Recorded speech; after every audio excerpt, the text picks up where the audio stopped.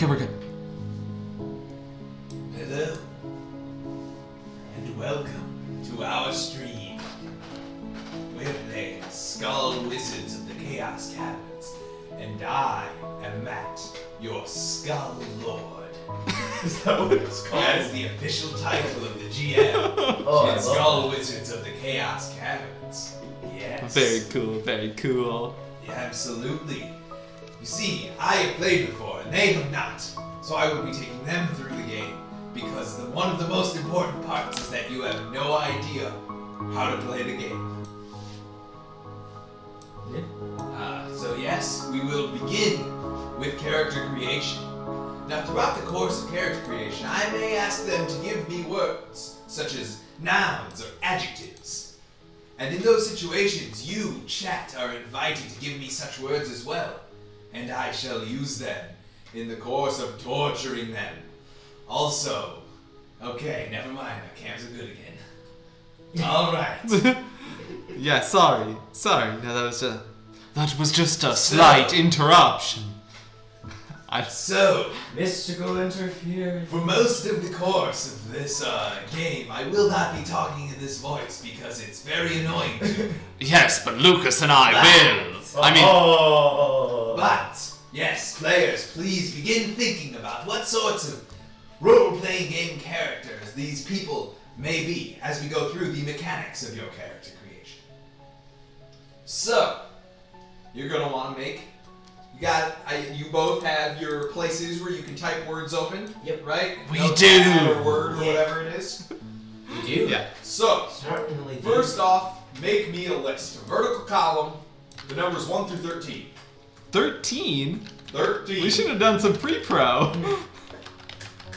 No. This is an essential part of the actual character creation.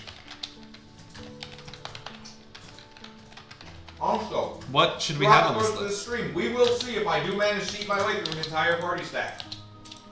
I have it here, and this is probably a mistake. What Alright. should we list? The numbers 1 through 13. Oh, okay. Vertically. Yeah.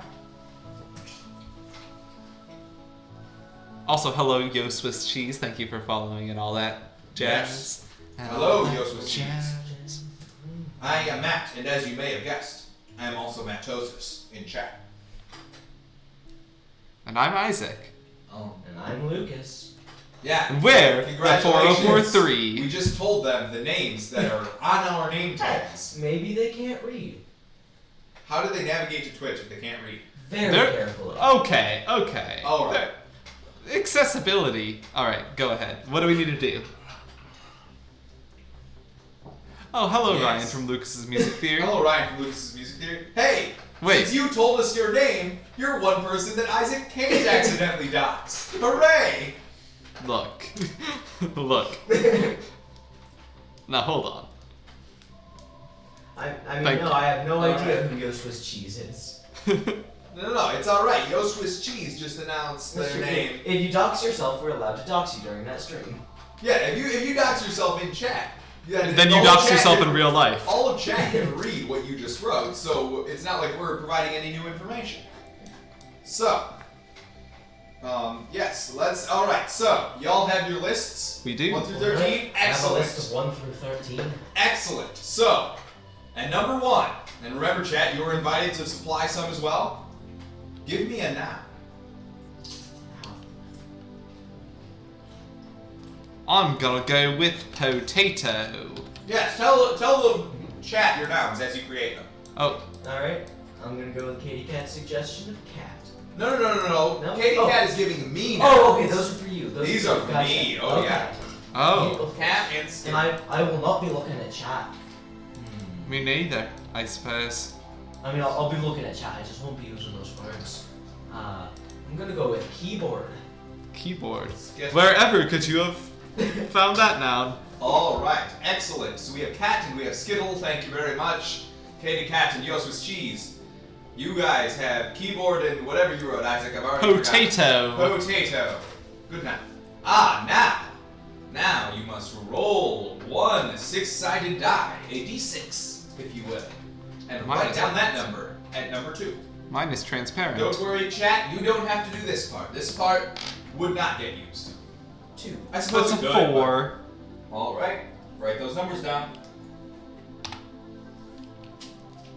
So, for number 3, animal, vegetable, or mineral. Don't pick one. Write one. Write a thing from one of those categories. Write any animal, vegetable, or mineral. We don't need that from chat either. I will mostly be needing nouns and adjectives when we get to those. Animal, cat, or mineral? Animal, vegetable, or mineral. That's what I meant. I guess those are nouns. So if you want to give me animals, vegetables, or minerals, feel free to, chat. Oh no, I just lost both Twitch and my game. There we go.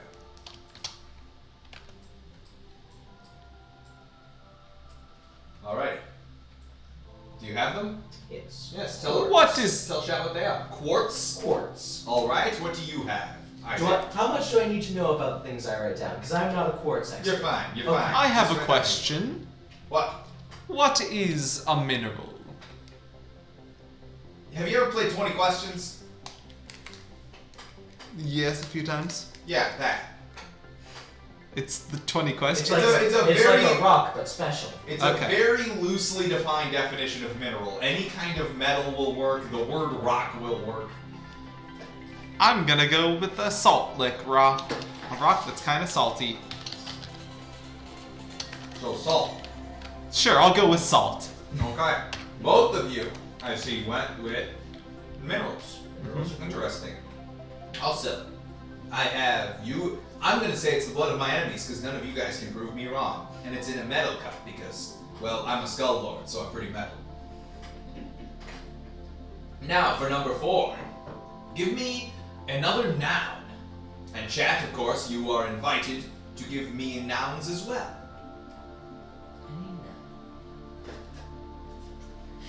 Cottonelle flushable wipes. Alright, I think that may be our first official sponsorship. Hooray for us. Stick. Oh wow, goodness. It apparently Notepad can copy and paste the copyright symbols. So Very cool. good on you, Yo Swiss Cheese. That's pretty cool. My word is pant. A singular pant. Pant. Fun fact, the word pants is plural because originally they were plural. It was you bought 2 legs and you put it on one pant and then you put on the other pant and then you sew them together. Yeah, And then they're pants. so it is one pant. Glasses. Excellent. And I'm sorry, what did you say you went with, Lucas? Stick. Very fun. Ooh, stick. Very straightforward. Very simple. Very No, nice. it's a pretty good stick. Oh, but it's still a straightforward option. All right, now a personality trait or emotion. And chat, you are invited to provide these for me as well.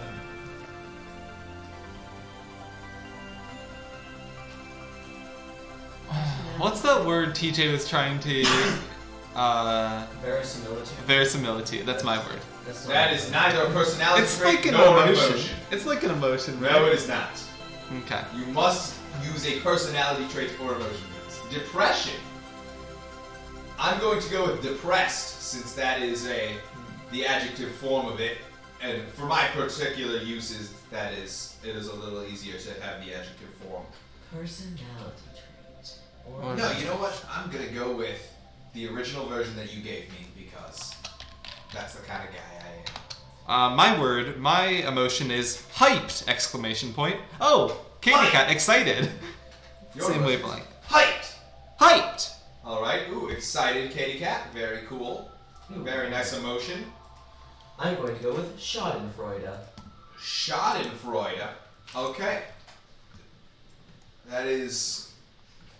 Let's see. Let me just verify that the particular structure of that extremely specific word will work because normally it works pretty well. But let's see. Number 6. That is number 6. No, this is number 5. Shit, I skipped number 5. Never mind. That was supposed to be number 6. We'll go back to 5. Put that in 6. Going great. And going yeah, great, guys. Schadenfreude. For emotion, give me the adjective version of the emotion, not the I don't know what the adjective version of Schadenfreude yeah, is. which is what makes it a problem. So go with a different emotion or a different personality trait. Irritable. Irritable. All right. Which was my original choice before. It is, but it is. That. But it was. Yeah. Okay, I was gonna say it is because I irritated you by rejecting chapter 4. Nope. It just So was that. yes, it is. All right, for number 5, actually give me an ing verb. Once again, chat, you are welcome to provide an ing verb. My word is Englishing. Observing. You will have to provide me a definition of what Englishing is. That's a double ing verb, Matt. So You're gonna have to tell me how the verb Englishing works before I accept it as a real it's verb. when you know you've got tea and crumpets and you're just like having a little fancy eye, mate. So it's being a stereotypical Englishman. Yeah, All right, I will accept that. Englishing. Paint huffing. Yes. Wow. Yo Swiss Cheese is going full out here. So, yeah. Alrighty. Paint huffing. There we are. Hi, the name's see, Paint Huffing. Yep. We are. I missed Katie Cat's jumping. Also an excellent word. The order in which you send these to me will affect how I use them in the game, which is why I have to keep track of the order in which you send them to me. I have decided that for my, personal reasons. Normally this game does not require an audience, but, hello Galactic, welcome. Howdy, Galactic. We are playing Skull Wizards of the Crystal Caverns, and I am the Skull Lord. Are you gonna say that every time someone new joins? Well, I'm going to explain it to Galactic, because Okay. I like Galactic, and I want to, understand the context of what's going on. I might say it every time, because it's really fun to go, It is. Skull Lord. It is pretty fun. Yeah, so, alright, so now you're down to 6. You put a personality trait or emotion in 6. Now for number 7. Write down a job. Yes.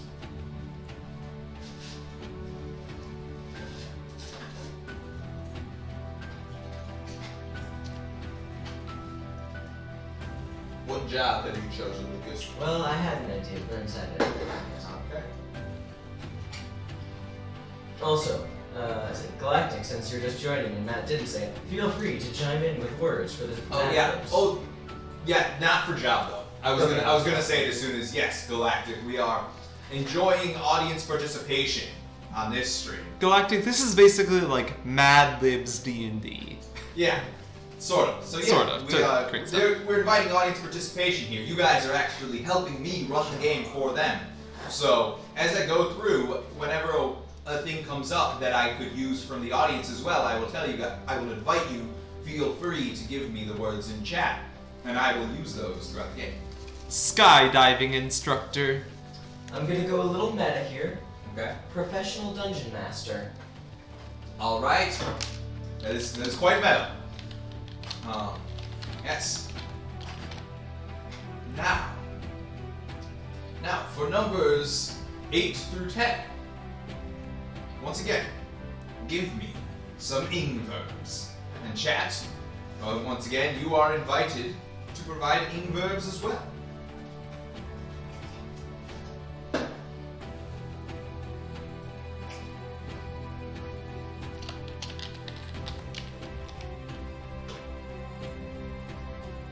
Sleeping. Very, very nice kitty cat. I distinctly remember actually using that as an ing verb when I played this game. It was not as, believe it or not, sleeping was not as helpful as I had hoped. Helpful. I thought we were just doing this for fun. Alright. You'll see. I have chatting, sprinting, What's that first one? chatting, Shatting? chatting. Chatting. Chatting? C-H-A-T. You know how this is chat? You know what they do? They chat as a verb. Chatting. Okay. And what is your final verb? Chatting, sprinting, and revealing. And revealing. Ooh. I'm about to make some revelations. Nice. Hurting. Very nice word, yo, Swiss cheese. Okay, mine are blazing, wiggling, and pointing. Blazing, wiggling, and pointing. Excellent. Alright. Now, for number 11, give me an adjective. And for those of them in the audience that don't know what an adjective is, don't know what an adjective is. I can describe it if you Then want do me it. to. An adjective is a describing word that modifies a noun or a verb. Not a verb. Not a verb. Only a noun. That would be an adverb. Yes. Which is basically an adjective. It is, like a color or an emotional state or Can other description. Can it be a compounded word?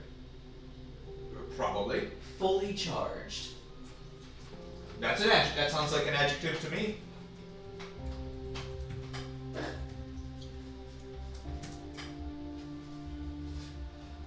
Stumped. And funny. Very nice. Me too, Clyde. Your Me Swiss too. cheese and kitty cat.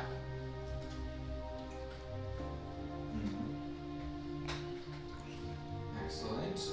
And then. Mine is. Yes.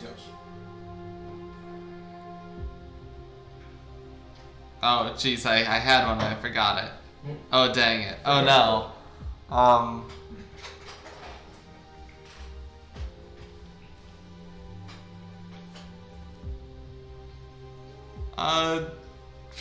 Six-fingered.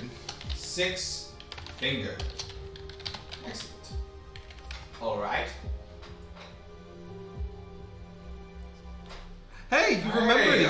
Thanks. Well, actually, technically, you're a little late. It's true. You're 7 minutes 7 minutes late. But Not saying what time zone we're in or anything. you're 7 minutes late, Galactic. We just told you what time zone we're in. But still, it's basically still the same day. Yeah, but hey, but late is better than never. Indeed. Thank you, Galactic. Now, name and chat. You of course are welcome, invited to do this as well. Name a monster. Monster. Yes. Mothman. Mothman. Mothman. All right. Aboleth. Oh gosh. Very cool. Very nice. In chat, of course, you were invited to name monsters as well. Like I said, mostly adjectives and nouns. Anything that can be construed as an adjective or a noun. But Oh no. Enderman. Slenderman. Actually, can I change mine from Mothman to Minecraft Zombie? Sure. I will allow Minecraft Zombie as a compound noun, even though technically Minecraft would be an adjective here. Can I Alright. change mine to Herobrine? You are free to change yours to I'm- Hero. I'm not I going worry to. that we are overloading the Minecraft I know, I'm bits sick at of this that. point, but yes, you are free to. Alright. Now, give me an inverb or a noun. For number 13, a Gorgon. Very cool, your Swiss cheese. Inverb or a noun? Yes, inverb or noun.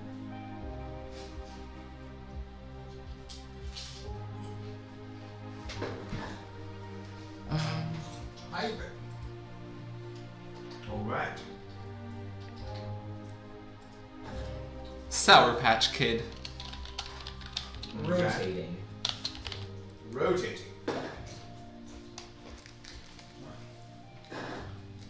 Alright. I have several sets of words from our lovely chat. You have completed your lists of 1 through 13. Indeed. Yeah. Now, if you would do three more things. If you would write at the top, above all of that, if you would first write level 1.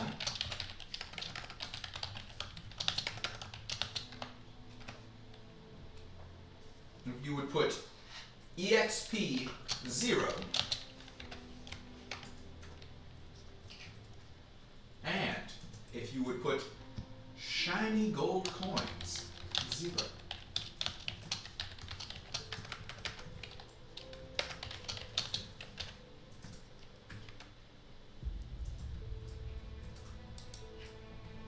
All right. And there, your character sheets are not quite complete. They're nearly complete. So, that is, you are starting at level 1, of course. Mhm. You have no experience or shiny gold coins. Oh. Yes, quite sad. No starting wealth? No starting wealth. No, it's a pre-generated starting wealth, like in Dungeons and Dragons 5th edition, rather than spendable starting wealth. So, now you're level 1. Now, remind me of what you wrote under number 1 and number 2, Lucas. Keyboard 2. Ah, so you rolled a 2, which makes you a thief. You are a keyboard thief. So if you would mark under number 2, thief, to denote that you are in fact a keyboard thief. Should I keep the number 2 or just change it to thief? It is up to you, whatever you think the viewers would rather see. Just put thief. Isaac, remind me what you have for 1 and 2. Potato 4. A 4 is a priest. You are a potato priest.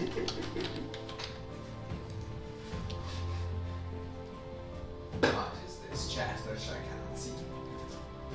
God bless the potato. Potato No, bless us. no Swiss cheese says he wants to see 2. Yes, so I put the number 2 in there. Okay. So, all right. Now, tell me. You know what? I think we'll have you roll for this as well. All right. Roll me another 6-sided die and tell me what you get. I'm gonna do my dark one this time. Ooh, 6. Another 4. Another Alright, I should show off. 4. 4. Well, both of those are quite convenient. Or 6. Because either way, one could convert a 6-sided die into a 3-sided die. They both turn out the same result. So, now tell me, what is your number 3, Lucas? My number 3 is quartz. Quartz? You are a quartz person. And, Isaac, tell me what you wrote for 3. Salt. Salt, and you rolled a 4? Uh-huh. You are a salt woman. Salt like that woman. lady from the Bible. Yes, you are a salt woman. Alright. Now we'll start with Isaac this time. Isaac, what did you write for 4 and 5? Pant Englishing. Your ancestral weapon is a pant of Englishing.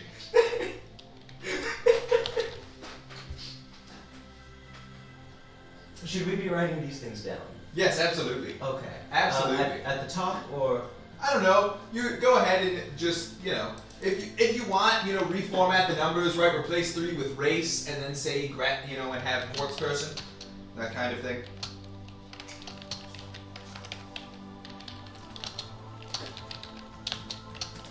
I'm already halfway through this tube.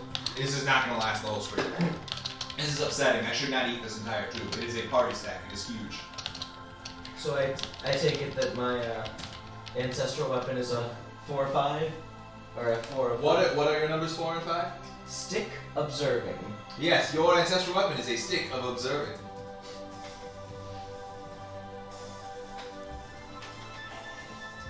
My thing, I believe, was a teardrop of mourning or something like that. That's when I played. I was some kind of paladin. I don't remember what kind. I remember I played with a CD wizard. Yes, but yes. So you have your ancestral weapons listed there. Your 4s or 5s. All right. Isaac, what did you write for numbers 6 and 7? Hyped skydiving instructor. That's right. Your background is that you were a hyped skydiving instructor. Lucas, what did you have for 4 and 5? Or for 6 and 7? Irritable, professional dungeon master. That is right. You, believe it or not, your background is irritable dungeon master. I'm just going to put irritable DM. Absolutely. Now, next to numbers 8 through 10, select 2 of them. Write +1 next to those, and next to one of them, the remaining one, write a -1.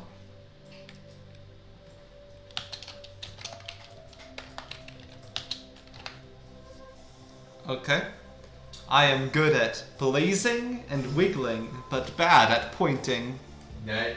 You guessed correctly, Isaac. These are your skills. I am good at chatting and revealing, but bad at sprinting.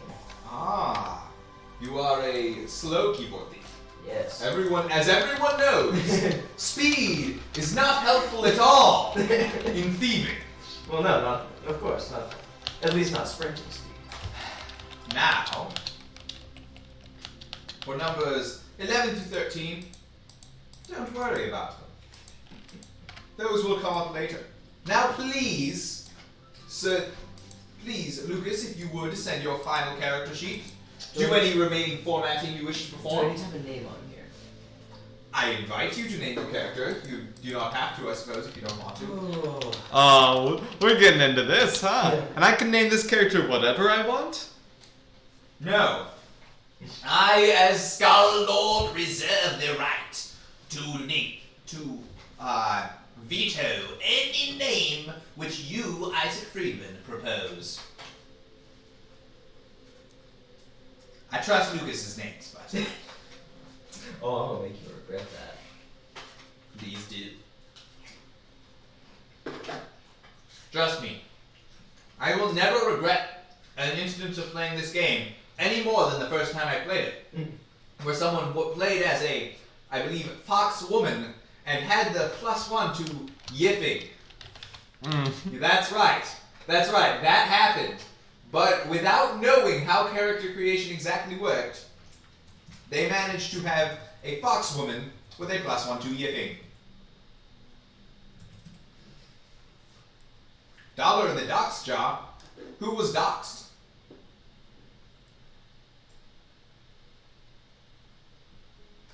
Who did we dox? Yeah, who did we Yes. dox? Who did we dox? Did she dox me? Oh, you said his last name. I said whose last name? No, Matt I said said your your last last name. You're not wrong. You said my last name?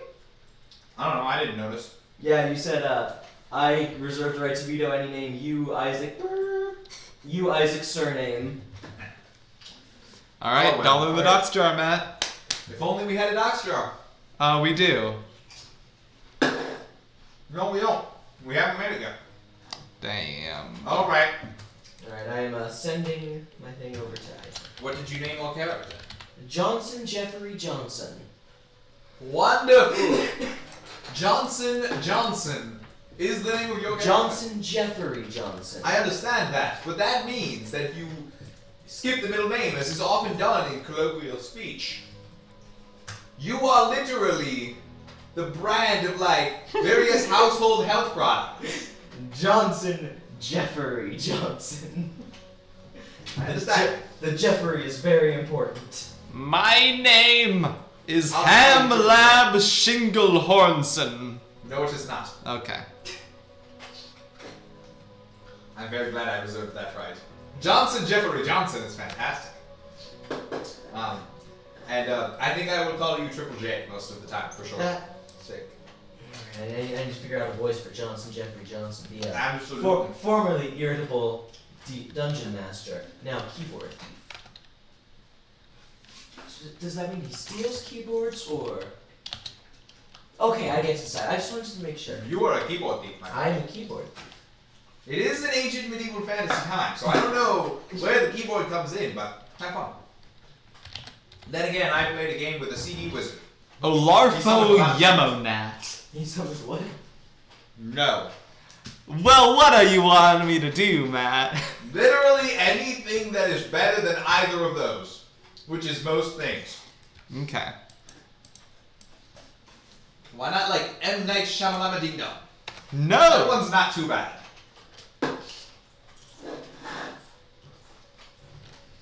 Well, I had an idea, but if this is a fantasy world, it wouldn't work very well. You are a potato priest, perhaps that will help.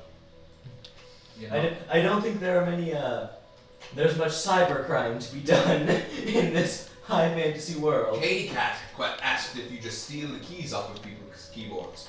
Look, I played with a CD wizard. He summoned a lot of CDs. This is a pretty questionably fantasy world. See, if I was a keyboard wizard, I would just have access to the source code of the world. Okay, Matt, my name is Fall Feelings, spelled Pallpheelings. Change those to GH and I'll take it. Wait, what to G? PH to GH. Gall Geelings? No, Fall Feelings. But it starts with a G. It's a GH. Laugh. Like in tough. Cough. Yeah. Tough. Oh God, sure. I'll be Fall Feelings. Spelled Gall Geelings. No, spelled Fall Feelings. Spelled Fall GH. Alright, Lucas, have you sent me your thing? Yeah. Could you do it through something other than Discord? Oh yeah, that's right. I can certainly think of something other. Oh, okay. Just a second. Time to pull up Microsoft Teams, baby. Baby, oh yeah. We pulling up that MS Teams.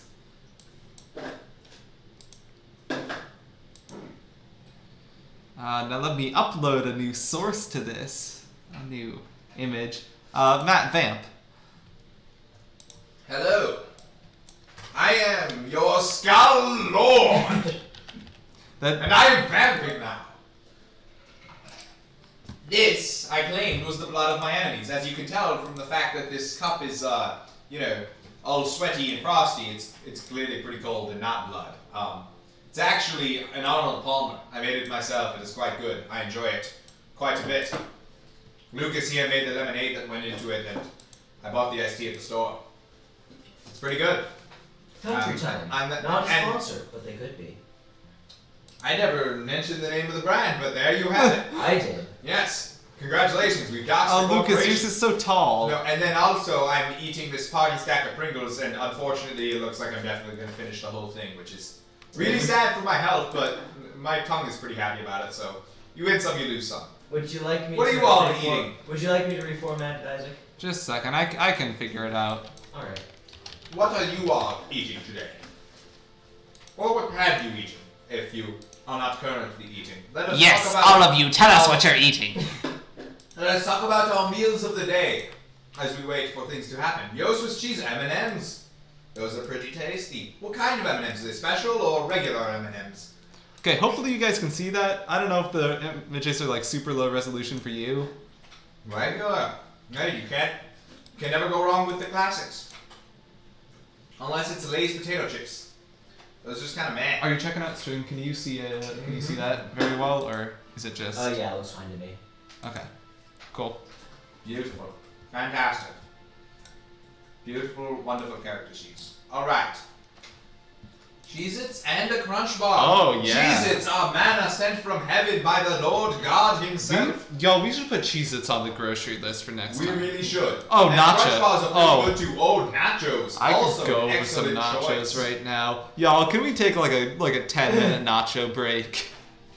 You see, this is why I asked them about what they were eating. Food is wonderful and everyone loves it.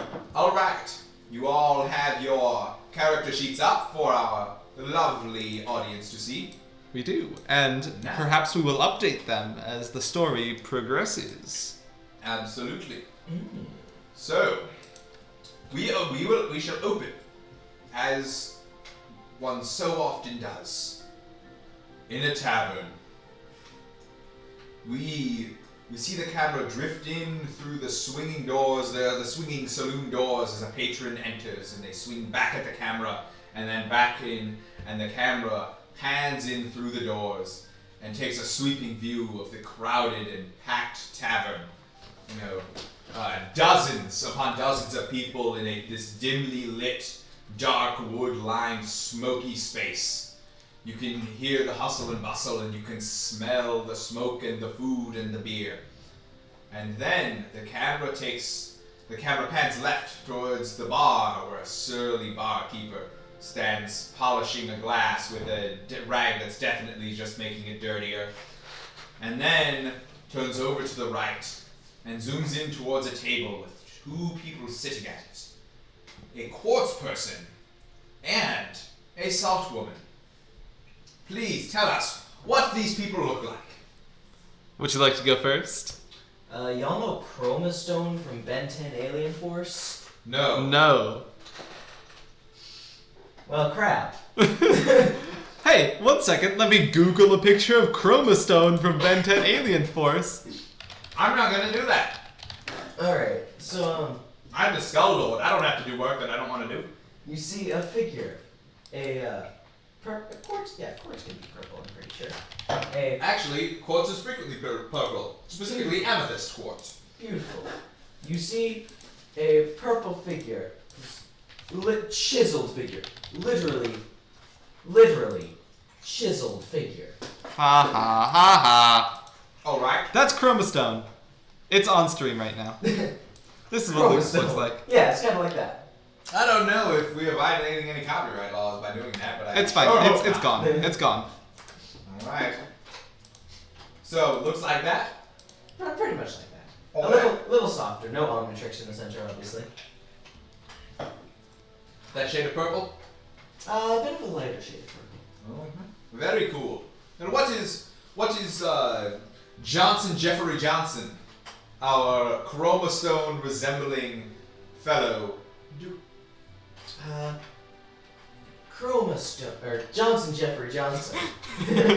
Don't call him by the name of a name that is definitely copyrighted. The image we may get away with. Johnson Jeffrey Johnson is sitting at the table with a full drink, as he does not consume often. Once every 100 years, Johnson Jeffrey Johnson requires sustenance. So he is a quite long-lived fellow. Well, it's never happened before. So he is actually quite young for his kind. Indeed. Johnson Jeffrey Johnson has a strange device with several buttons on it, and he is just idly click-clacking at them. It doesn't seem to be doing anything besides making noises that Johnson Jeffrey Johnson enjoys. Very nice. Isaac, what does fall feelings look like? Fall feelings. So imagine a woman who looks like she just walked straight out of the ocean. She is and she's completely dry, but she is caked head to toe in just sea salt. This very grainy salt that just covers her entire being. She is slurping down just water, because her mouth is so dry. This salt covers every inch of space of her body, and her mouth is so dry all of the time. So she's just going to town, just taking shots of water, shotgunning a can of water, As she sits there, you see emblazoned on her chest, carved into the salt, so you can actually see just like a nice blazer down there. You can see a picture of a spud, a potato, just sort of carved in the salt of her chest. But I have to imagine that she is quite a big fan of French fries. oh, she is. That's a major plot point that'll come up later. All right, I can imagine. Yes. She, in terms of the rest of her, she is wearing pants, but one of the pant legs looks like it was just torn off. So she only has one pant leg left, really. The other one is just sort of jort level. What kind of jorts are we talking? Are we talking not the cuff jorts, the cut off sort of halfway up the thigh? Yeah, a little about halfway up the thigh, maybe a little bit longer than that. Yeah. So a pretty distinct difference in terms of length of each leg. Oh yeah, the other one is down to her ankle. Yeah. And they're also covered in salt, but just a little bit less. Oh. And at periodic points, you'll hear what was all this then? Hello. And she just stamps her hand down on her panted leg, and then you don't hear that voice anymore. All right. Doing crumpets? No. All right. Well, as these two folks are sitting there at a table, perhaps they know each other and simply like to sit in silent company. Perhaps they are two strangers forced to sit at this table together because it was the only one with open chairs. I don't know.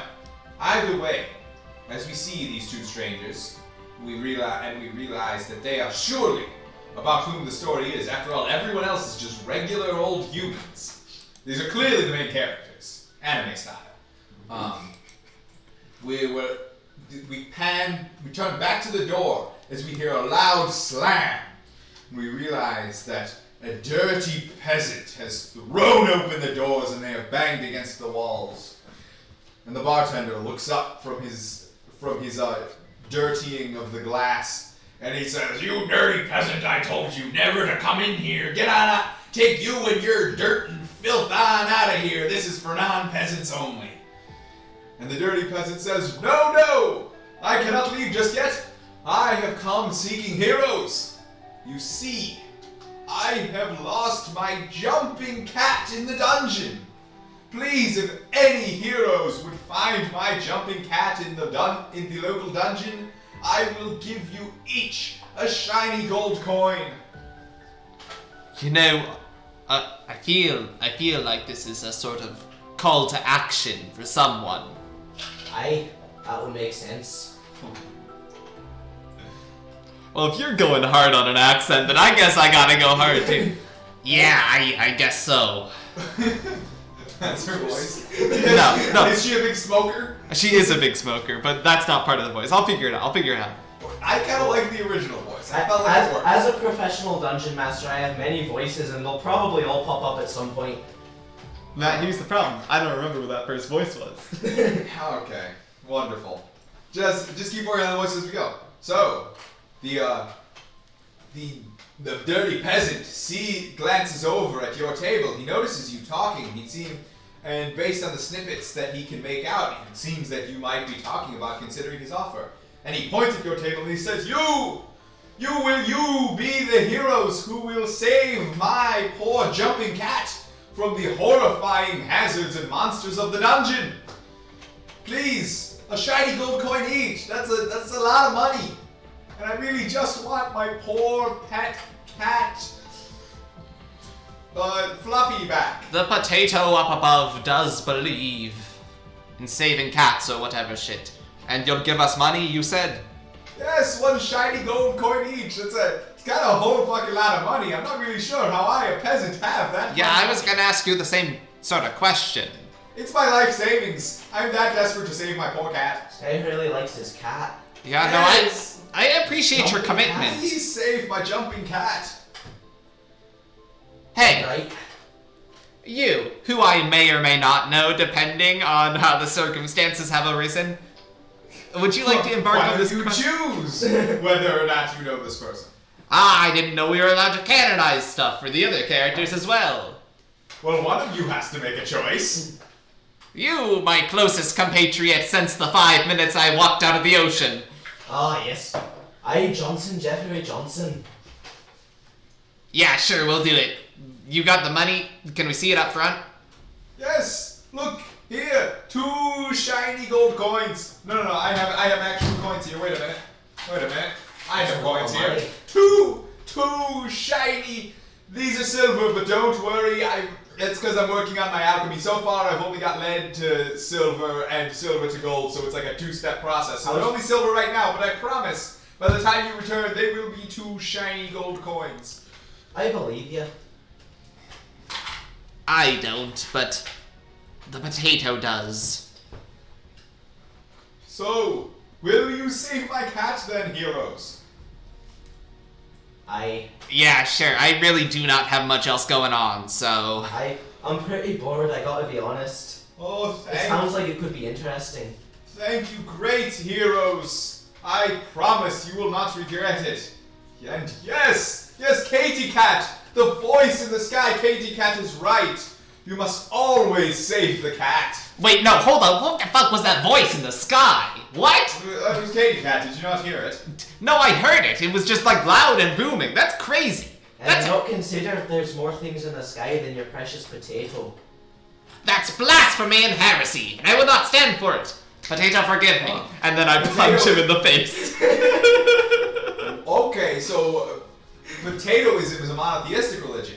And like yeah, and exclusively. the potato is an allegory for okay. So you punch him in the face. And my hand hurts because he's made of quartz. But you're made of salt. No, I'm not made of salt. I'm covered in salt. If you're gonna punch him in the face. I'm also very weak. Jeffrey Johnson, you're just gonna you see that punch coming, you're just gonna take it, you're gonna try to avoid it. I'm gonna trust in me. The fact that I'm made of quartz. I don't think this salt woman can quite deal enough damage to me. Alright. Salt woman. I'll brace myself. If you have any arguments for why your punch should be better than just your everyday punch, please let me know now. Otherwise, roll me 2d6. I would argue that my punch is worse than normal. How so? Because it's pointing at someone else. I am going to say that makes no sense, Okay. and therefore you must roll me 2d6 without the -1. Alright, I will roll my good and bad dice. The potato and the dark side of the potato. Oh, one of them fell off. Oh god, it fell off again. Oh god, the other one just fell off. Oh god. I should have asked for that dice tray. Seem to be having some trouble with Okay, those that's an punch 8 total. It's an 8 total. Alright, let me see. I'm sorry, I lost yes, an 8. So, your face connects right with his nose. But, My face does or my fist does? your fist connects right with his face, his nose. And, he doesn't even move. It's honestly kinda embarrassing. Everyone stops and looks at you for a moment. And then someone yells, "Look how weak she is! She punched him in the face and he didn't even react!" And then everyone laughs at you. Ha ha ha ha ha ha! Potatoism is clearly a false religion if its priests are so weak! No, it's not. No, it's not. Fuck you. The bartender looks up and he says, Hey! No punching anyone in my tavern. Get out! Oh, it's fine. He's fine. He then gestures to a couple of burly guys over near the door, and they come and they escort you both out. Wow, you look really burly. You have to understand it. My god's code demanded it. Yeah, no, they escort you both out, and the peasant is out there, and he's like, "Okay, if you're done with all of your dilly-dallying, please go into the dungeon." I'd like to try to strike up a conversation with the people escorting me out. Just ask them what it's like being made of flesh. I don't know. What's it like being made of quartz? Well, Without experience doing the other thing. Well, I I don't didn't think you feel really that know. punch, so, that's pretty nice. Yeah, well, I mean, look at her. She's noodle arms. She's clearly pretty weak. Obviously, but I'm just saying, I didn't feel a thing. Well, yeah, Pretty but, sure like, I I'm pretty heard sure her I when wouldn't she feel heard it. me. I'm pretty sure I wouldn't feel a thing. Well, you do seem quite burly. Yeah. Yeah. I feel like we made a connection about not being hurt. Yes, we really have. Here's my number. Please call me sometime. And then the peasant yells, "Okay, if you two idiots won't go and save my cat already, I'll just get some more heroes from this town." No, we'll do it. We'll do it. Thank you, finally. Okay. All right. Well- so, you two make your way to the dungeon. Wow. Who knew this dungeon was just right under our noses this whole time? I didn't. All right. And the peasant has been leading you to the dungeon. He's like, everyone did. This is, like I said, it's the local dungeon. Everyone knows about the local dungeon. Come on. Did you guys not know about the local dungeon? Look, I'm not even 100 years old. You think I know anything? Dude, how old are you? 95. So you're still like 5 times my age. Oh yeah, in your years. Okay. Quartz ages faster, don't you know? It lives longer but ages faster. What? Sure. Okay, yeah, sure. Wait, that's so counter. you really at some point should have learned about the dungeon. Anyhow, please just go in and save my cat. Any advice on what we might expect in there? What? Well, from what I've heard, it can get pretty crazy in there. A whole aura of chaos magic infuses the place, so it kind of changes itself up every time. So honestly, man. So I could try. I can tell you what I've seen in the past, what people have told me about. But honestly, I've heard it changes every single time. So odds are it won't be the same thing would be soon. very useful to us. Yeah, I can't really tell you anything useful. I guess you could call these some sort of chaos caverns. You know, I have heard, I think I did once read a scholarly article about these caverns that proposed that as a name. So yes, sure, let us call it the Chaos Caverns. And then suddenly, fall feelings, you hear a voice from the sky. You know that it is not your potato god, but in fact some sort of Pop-Tart, some sort of cosmic, galactic Pop-Tart. And it says, kick the cat. You are the devil to the potato's god. But the devil was still one of the potato's angels, I think, in my potato religion. I haven't been a priest of the potato for very long. Are you hearing the voice of the carrot, lass? The what? The voice of the carrot. The carrot is the potato devil. Yeah, a carrot Pop-Tart. Carrot-flavored galactic Pop-Tart. Sounds disgusting. You also, actually, as it happens though, you do hear the voice of that same cat in the sky saying, "No, don't kick the cat." Look. You appear to have a couple of voices providing you conflicting advice on what to do once you find the cat. None of them are the potato, though. Well, given that they have given you a binary option, you're going to have to obey one of them. Seems to be quite a catch-22. Damn. Well, we shall see. All right. What do you do? We go into the I crystal think it's cavern. about time that we enter the Chaos Caverns. So what's your deal? Let's have a conversation. Just character to character. Well, you know, I used to run a game for a couple of idiots and they pissed me off. They'd always I'd come up with these random characters that didn't mean a damn thing. my drink. Come up with these characters that didn't mean a damn thing. Like some guard that would escort them out of a tavern and they'd just latch onto that and make it like a whole thing. It pissed me off. That sounds awful, I yeah. know, right? So I stopped doing that and now I have these things with the buttons and I steal shit. Cool. What The about potato has nothing to say about stealing. You're good. The potato sounds pretty good. The potato is a wrathful god. I can get behind that. Maybe. Actually, I don't think the potato stands for anything besides wrath. The potato is mostly just wrath, yeah. You know, maybe by the time we're done in the Chaos Caverns, you'll have converted me to potatoism. Who knows? Well, there's much in store for our adventure. I'm currently agnostic. I respect that. But you should become potatoist. If someone says a bad word about the potato, you're legally obliged to punch them. Yeah, I noticed. Yeah, I'm sorry about that, by the way. Oh, It's not. I didn't feel a thing. You're pretty weak. I really am.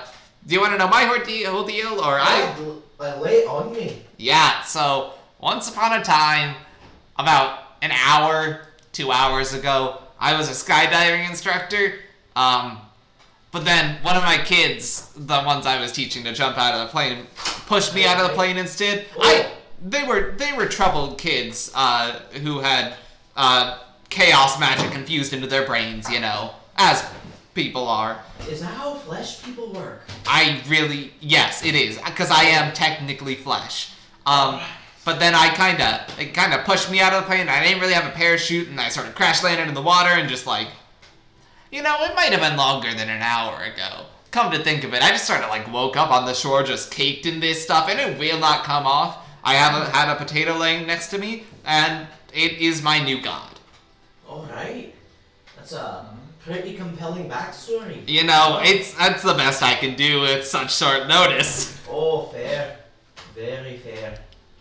Alright, so you guys Also, it hadn't been mentioned, but I've just got this really cool stick. Yeah. As you guys It's got eyes painted on it and shit. as you guys stand outside the dungeon conversing, you can see the open. There is no doors to this dungeon. It is just an open tunnel leading deep into the earth.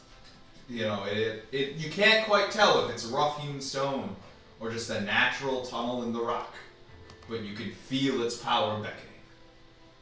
And so you enter. And you guys walk in and you get to what appears to be some sort of underground cavern.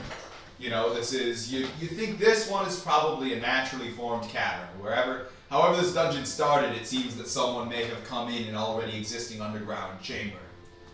And inside this cavern, you see buckets and buckets of tiny, bright, rainbow-colored candies, next to buckets and buckets of bright, rainbow-colored paints.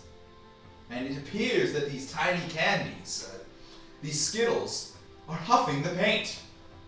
Now that is a bit of a concern, because as everyone knows, huffing paint can make you a little bit unstable. It can make you a little bit irritable. And there is every possibility that if on your way passing through here, because the floor is absolutely covered in all of these buckets, if you spill any of these buckets, the Skittles will probably be pretty pissed off. Well, we wouldn't want What that. do you do? They're like family to me. I would like to. You see, Fall Feelings collapse to the ground and start doing a sort of snake motion, sort of wiggling in between these paint cans. All right, so Fall Feelings is going to try to drop to the ground and army crawl, wiggle avoiding between all of them. Yes, a wind between all of them. Alrighty, fantastic. So, please roll me 2d6 and use your slither skill. My wiggling skill? Or your wiggling skill, yes, not slither. So I get a +1 to this? Yes. Yep, you do. And, yeah. Okay. Oh man, oh boy! That is a 12 total! Oh, fantastic! You get past them, no problem. You wiggle straight on through, absolutely no difficulty. You are on the other side. However, your companion, the lovely Jeffrey Johnson, is still stuck on the other side. Okay. So Jeffrey Johnson, notoriously bad at sprinting.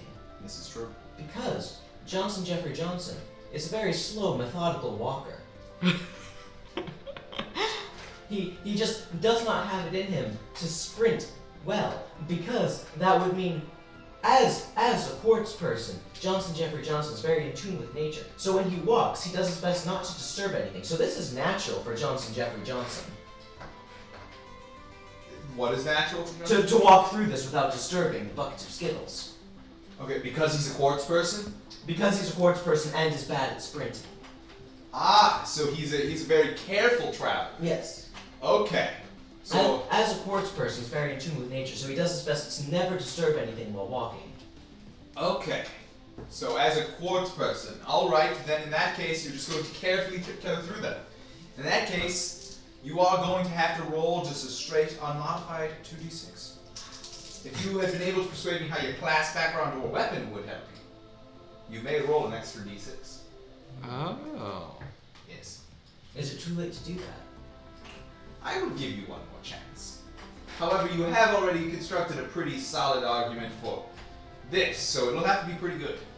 So, what Jeffrey Johnson, especially helpful in this walking around without dealing anything, his ancestral stick of observing, which of course has the property that as he moves it around, it can tell him what the best path to take is, because it observes the path even better than he can with his own quartz so eyes. It can read the distances between. Yes. All right. In that case, you may use your stick of observing to roll 3d6 and take the two highest to try and get past this obstacle, this hazard, as it were. That's a 5. That's a 5. I rolled 1, 2, 3. Oh boy, that is a 5. That's bad. That's not great. That's You really don't not great. say. Yeah. Well. So your stick of observing is possibly just a ruler. Yes, Yosu's cheese may be correct. But your ancestral stick of observing, unfortunately, it as excellent as it is, it cannot make up for your poor balance. You step on a loose pebble, and it slips out from under you. You windmill your arms, whoa, whoa, whoa! And then you face plant right into a bucket of paint, which startles you, and you flip backwards and knock over several Skittle buckets. Unfortunately, you had failed to notice that these are sour Skittles. And the flavors, the chemical property that creates the flavor of sour is acid, which is not exactly good for quartz. Oh no. And you take 1 damage. So, choose a skill to cross out. Oh. And that One of skill, my 2? one of your 3 skills. Oh, I can cross out the negative one? Yeah. And once you, so that you lose that skill, and once you lose all 3 skills, you are dead. Oh, damn. Yes. So you lose a skill as this Well. acid eats into your quartz flesh. But, in eating into this quartz flesh, it has made Johnson Jeffrey Johnson lighter, sleeker, more agile, and no longer bad at sprinting. He's attained a higher top speed. Congratulations. All right. So is Triple J still in danger from like Skittles trying to like? Fortunately, his trip did send him forward, and so he is now on the other side of the hazard.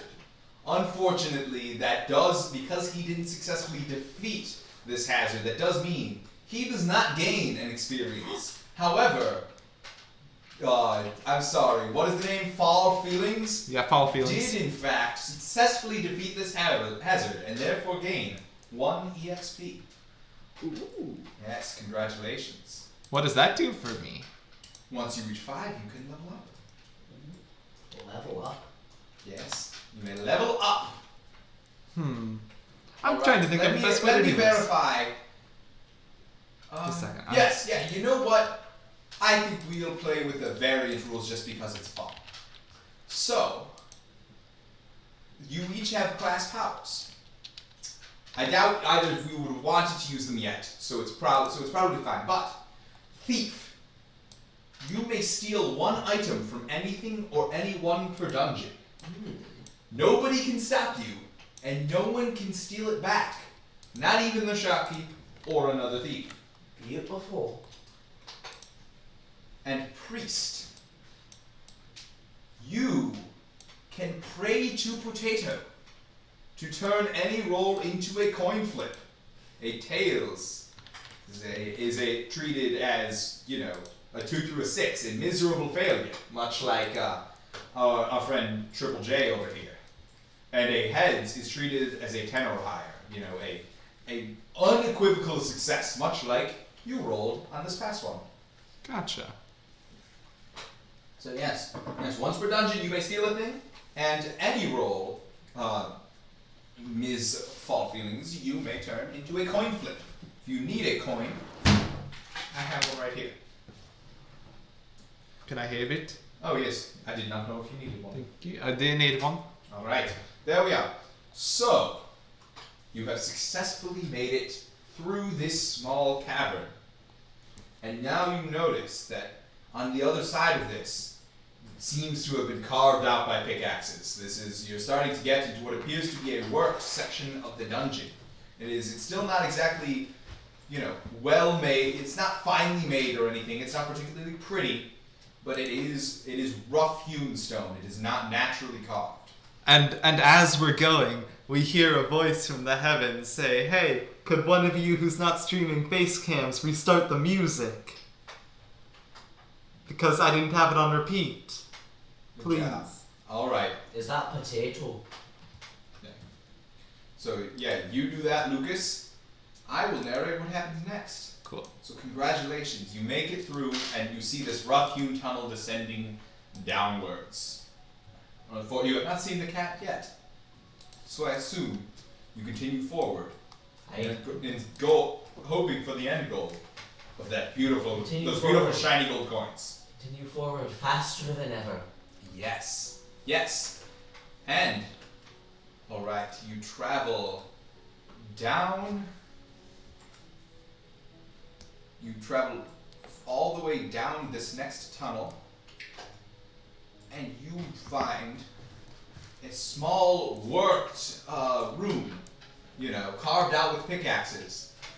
And it appears that a fully charged aboleth with the power of rotating has made its home in this room.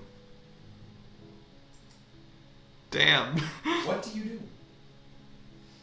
So it is fully charged, so it has all of its rotating power available to it. It is clearly not slowing down in its rotation whatsoever. Do you have this, or should I go for it? Oh, I'm still feeling a bit woozy. I think you might want to try for this. Okay.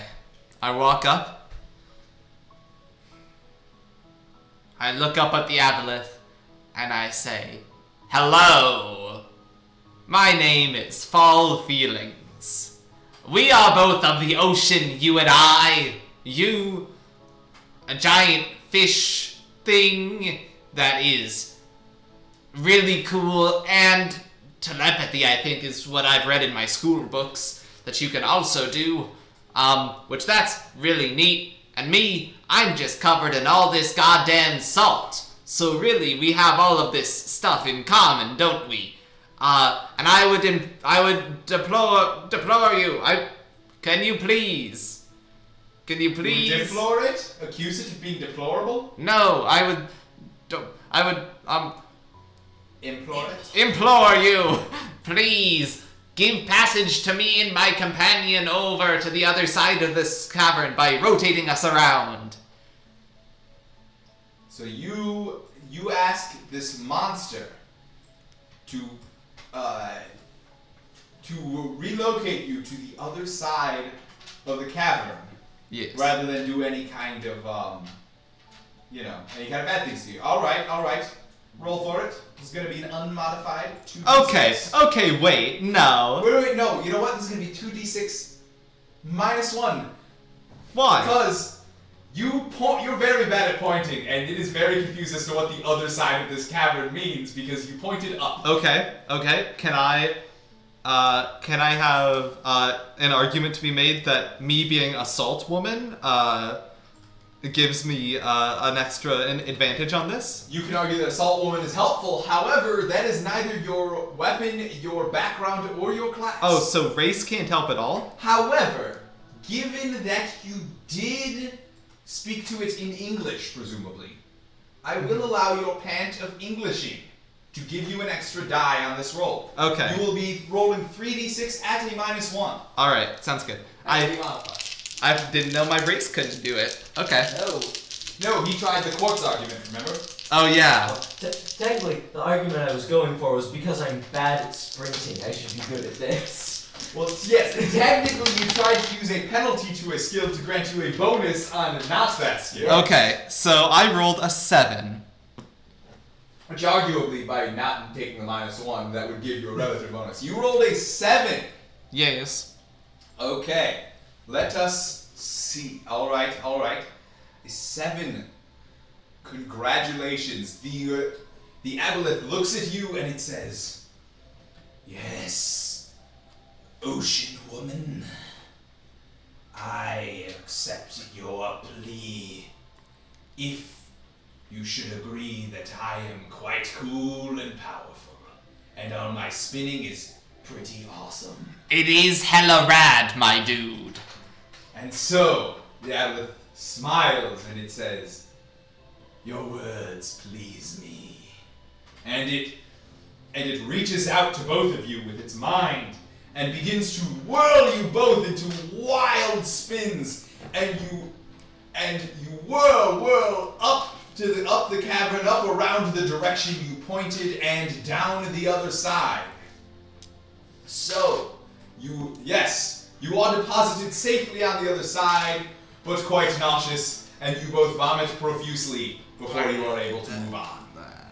Oh, I didn't even know I could do that. I have so little liquid in my body, just Same, I've never eaten anything in my life. from the ambient salt. Oh yeah, because it's once every 100 years for you guys, right? Yeah, I've still got 5 more years before I need to do that. You know, I heard this stuff takes a year off of your life, so if you do 5 of these, And I pull out a joint, because I'm good at blazing. so if you do 5 of these, maybe you'll be able to eat something. Look, I don't care if you want to do that, but I haven't even hit puberty yet. I don't want that messing with my brain. No, okay. No, let's discuss how the exact mechanics of this work. Because you two look like a fully grown person.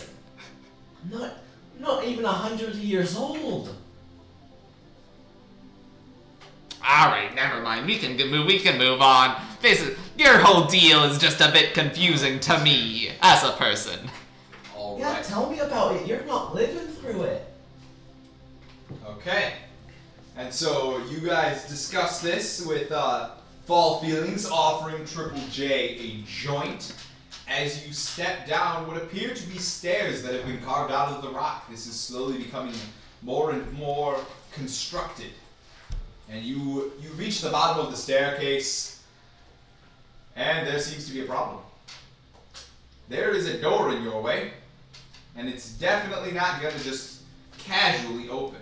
Do we This get door- XP for that? Ah, yes! I almost forgot. What a fool I am. Dang it, that won't work. I need some kind of stand. I'm just gonna... Now, you know what? I'll just hold it. Alright? You all, for defeating this monster. Sorry, one moment. Let me check that I remember how this works. Ah, yes! Because you hang on a second, one moment. So how are you doing, chat? Yes, my hyped skydiving instructor is a big weed fanatic. And no, I Okay, will not be yes. explaining how quartz person aging works. Yes, so yes, Fall Feelings, you earn 1 experience for successfully talking the aboleth into getting you through the room. And, actually, as the two of you vomit, it would seem one of you, unintentionally, without noticing, had swallowed a shiny gold coin. Because you vomit it back up. Here is the coin. Yeah, go ahead and take it. Thank you. Congratulations, you have a shiny gold coin. It's very shiny. Either one of you could have taken it. Whoever takes it first gets it. I know. I have a couple XP, so I let him have it. So yes, Jeffrey Johnson now has a shiny gold coin. How did that get inside me? Is this part of your aging process? Do you normally vomit coins? Look, I am figuring things out as I go. I was separated from my parents at birth. Who knows? Possibly the acid that ate into you precipitated gold in your stomach. Perhaps. Man, I do not understand a damn thing that's going on. Let's go down. Well, as I was saying, then as you walk down those stairs, you run up against a door.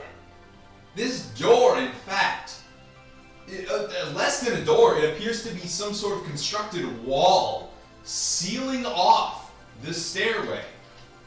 And it is composed of just bricks of containers of Cottonelle flushable wipes. And as you get up there, and as you walk up to it, the wipes sigh and are like, fine, if you guys need to go through, just knock us down, kill us, who cares? They seem to be pretty depressed. They are done with life. They legitimately do not care if you knock them down. What do you do? Alright. So, as a professional DM, I've had to deal with a lot of people who don't have the greatest hygiene. Okay. And that's one of the things that's made me very irritable. Okay. So, I know the importance of good hygiene products. Okay. Johnson Johnson is very familiar with what one needs to have proper hygiene. And so, I would like to start chatting with these Cottonelle flushable wipes. And I want to let them know that they're important, that they are loved, that they are valid, they are necessary. Okay. So you're gonna chat these Cottonelle flushable wipes up tell them, use your past experiences with people with terrible hygiene to you know, try and help them feel better about themselves. Make them feel like they really are important in life. People care about them, including you. And as I do this, is there like how big is this area that we're in? It is a staircase down, sealed off by a wall made of just bricks of flushable wipes. Okay, so you would like to roll, and I assume you were trying to persuade me to use both chatting and irritable dungeon master. Yes. All right. Or a professional dungeon master. I mean. Irritable. Well, I guess. Dungeon master. Yes. All right. I will accept both of those. Go for it. Oh, I dropped one of the dice. Where did it go? Oh, there it is. Won't be keeping that since it didn't roll into the tray. Jesus, that's going to be a 9 because I have a +1. A 9. 9. Well. All right. Let's see.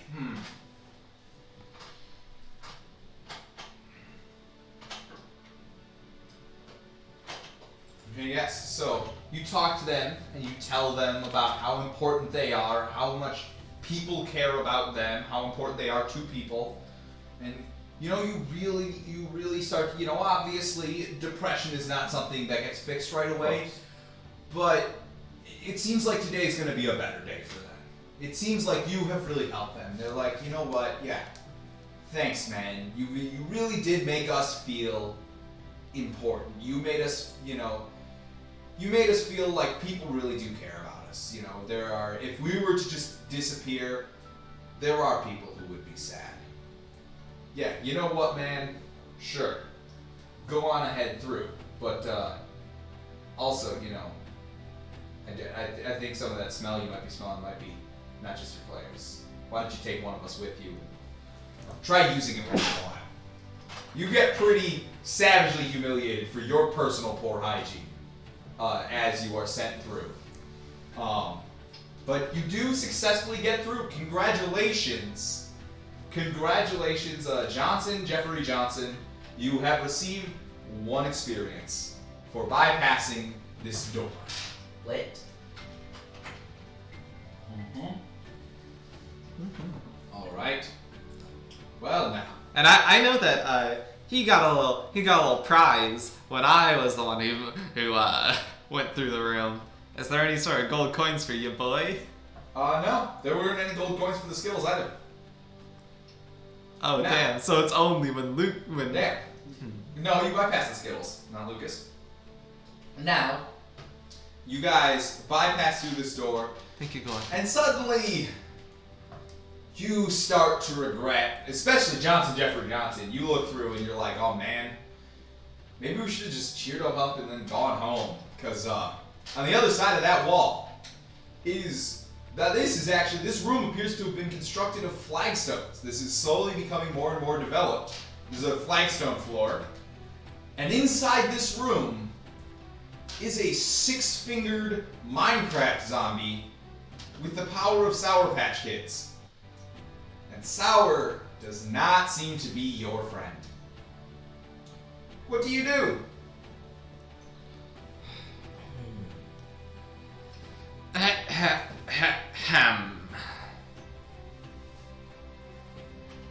Let's see. So you said that you can use your class, weapon, or background, but not your race. Yes. Okay. Your Neato. race is simply, what you are. What you can do is defined by what you have learned and what you have with you. That's true. That's very true. I turned to Johnson and Johnson. I mean Johnson. Jeffrey Johnson. Jeffrey Johnson. Jeffrey You Johnson. can call me Triple J. All my I'm friends still do. smoking my what looks like weed. 3J, yeah. I turned to him and I Oh, say, 3J, I like that. 3J. you Yeah, know, it's like it's all. Wait, isn't the name of our missing roommate the other stream? Oh god. All right. I turn to Triple J, 3J, and I say, you know, you never asked what was in this joint. I figured it was marijuana. No, that's illegal in some states. Well, Perhaps. you know what they say about assuming. Yeah, but actually what's in this? And I pull out from my pocket a potato that has been completely peeled. And you realize through context clues that inside of this joint is potato skin. You've been smoking potato. I've been smoking potato skin. And I say, as I am very good at blazing, you know the one thing about Minecraft zombies, their one weakness, this incredibly difficult mob to defeat, their one weakness, flame. And I will chuck, with the holy divine power of the potato that I found next to me as I woke up on the beach, my joint at the Minecraft zombie to hopefully erupt it in flame. Okay, so you are arguing for potato priest because you were smoking potato skin. You weren't here for my backstory description, where I woke up on the beach with a potato next to me, and now that's my god. No, I heard that. Okay. So, but that I don't think that is particularly helpful to setting a zombie on fire. I think it is because you are smoking a potato skin, your divine powers as a potato priest will enhance it. Yes. And of course, I assume you are hoping to use your blazing skill as well. Yes. Now, blazing skill I will certainly accept. Okay. Blazing for setting things on fire seems like a good skill. However, it's the to say divine. that your nature as a potato priest seems quite dubious. The bonus that it provides. The potato is a vengeful and wrathful god, good at setting things on fire. It was established that the potato is vengeful. However, I don't think I can accept. Chat vote. Chat vote. I don't think I will accept a chat vote either. Chat has already helped write this dungeon. I'm not going to let them write what happens inside it as well. Spew hate comments at him. Hateful, mean things. Bring it. Your hate only fuels me. It makes me stronger. I feed off of hate. So. Okay, so I'm rolling without 2d6 plus 1. 3d6? You get a 2d6 plus 1. You do get a plus 1 for blazing. And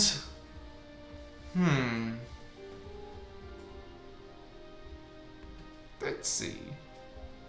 In terms of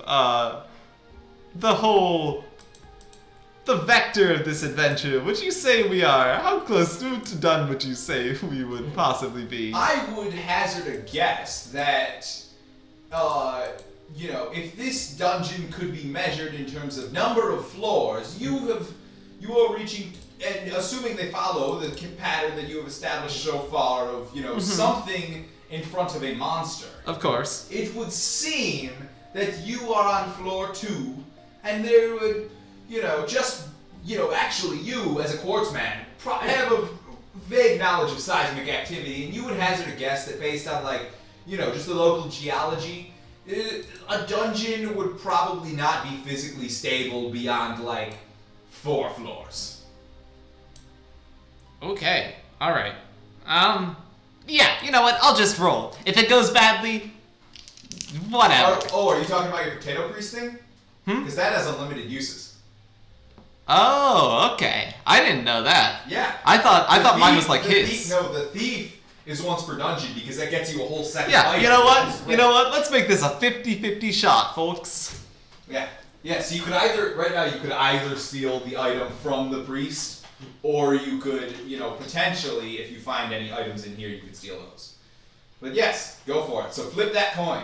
Okay. Let me know what Then you get. do I call it in the air? No, just let me know what you get. Oh, so it's predefined. Well, tails never fails. So can I say tails right now? You can predict that it will be tails. I can't promise that it will actually provide any benefit. Okay, I'm very bad at flipping coins, so wherever this goes, it'll be good. Oh, Jesus. It went on the other side of my computer. Yep. Where did that... Hey, Matt, do you have another coin?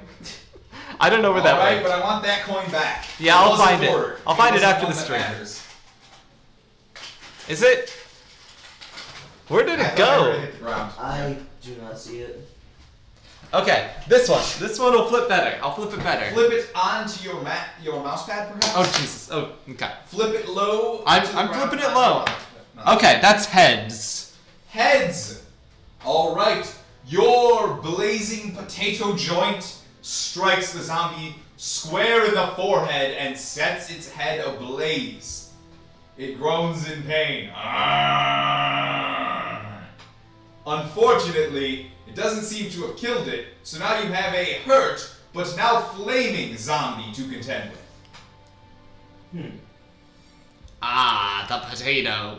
You have ruled. I pulled out another joint. Another potato skin joint. Potato, you have ruled that we must fight this thing longer. I agree with your vengeful ways. And now I'm gonna take my headphones off and go search for this coin for 1 second. I'll still listen to the other people who are doing things. 3J, do you have anything? 3J has a plan. All right. Because 3J may not be, especially now, he may not be the toughest, burliest guy. But 3J is very good at chatting.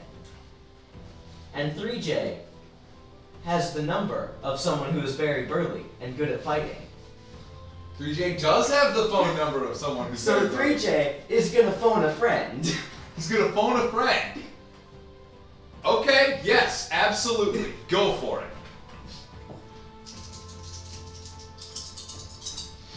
Why? Where did you get that? I chatted up the guy who was escorting us out of the tavern. Yeah, Oh! you got that guard's number. Oh, man! So is that with my +1 for chatting? I will give you a +1 for chatting. That is an 8. That is an 8. All right. So you call him up and like, hey, how's it going? It's only been like 3 hours, but I'm real glad to hear from you. I thought we really got along as I was Well, you know, forcing you I out. thought we were really hitting it off. And Yeah. you seem to me like the kind of guy who likes beating things up. Are you kidding? Why do you think I got a job as a guy who beats people up? Well, how would you like to come down here and beat up a Minecraft zombie? Dude, that is the greatest first date idea I have ever heard. Hell yeah. Let's do it. Alright, I will come on down. So, you have successfully summoned this guy. However, there is a room full of Skittles and paint and a rotating aboleth above you that he will have to get past to get to you. So, Also, tell the spinning thing that you're with us, the salt lady, and the spinning thing? yeah, don't try to fight the spinning thing. The spinning thing will fuck you up. Oh, okay, I'll tell him I'm with.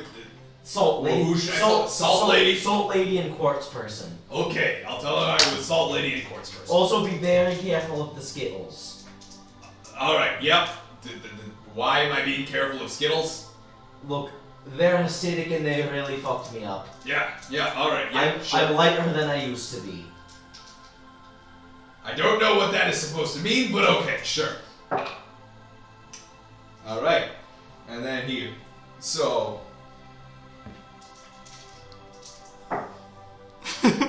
Alright. He comes stumbling down into the room. His one of his feet is covered in paint, and his shirt has vomit streaks down it. And he goes, well, I was careful with the Skittles, but you didn't warn me about the buckets of paint. Oh, so this And I stepped in it, and my foot is wet, and I am very uncomfortable. And that you didn't warn me that thing would make me spin. I have very severe motion sickness, and I am not feeling very good right now. Oh, don't worry. I'm made of minerals, and I can actually help you. This is good for an upset stomach, and I'll just like chisel off a part of myself and give it to him. And can This is amethyst quartz. Look, I'm made of a lot of things. Look, hey. I'm good, thanks. I can also help you because I am trained in first aid and... So, you want me to fight this thing? Okay, I whatever. want Ignore us my to thing. fight this thing. Okay, well, since you summoned me as your choice to do the thing, I'm gonna be doing the rolling of the gladly. fight, but I'm gonna need a d6. Thanks to my background, I do get a bonus d6 on this one. And a +1, because I did say that I love fighting, so that's probably one of my +1 skills. So, oh, by the way, here's that.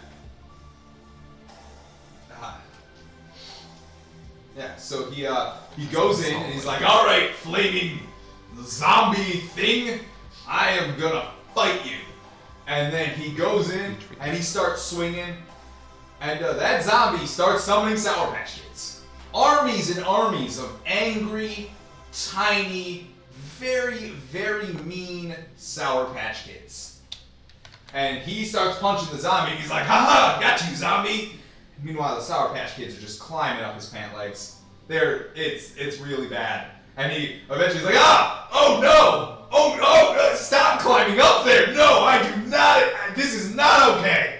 And he finally punches the zombie and he punches its head straight off and the summoned Sour Patch Kids vanish. And he walks over to you and he walks up to you. He goes, do not ever call me again. And then he punches you in the face. Take 1 damage. Wait, like lose a skill? Yeah, take 1 damage. Jesus. Dude, you have halfway succeeded several ones in a row now, so eventually I want to, because your options are either get humiliated or take damage. Yeah, you have halfway succeeded enough of them that I've decided it's time for you to take damage again. Well, I guess I'm no longer good at chatting after that. Oh. I mean, that That's makes fitting. sense. So, zombie is solved. Congratulations, you solved the zombie problem, so you get an experience. And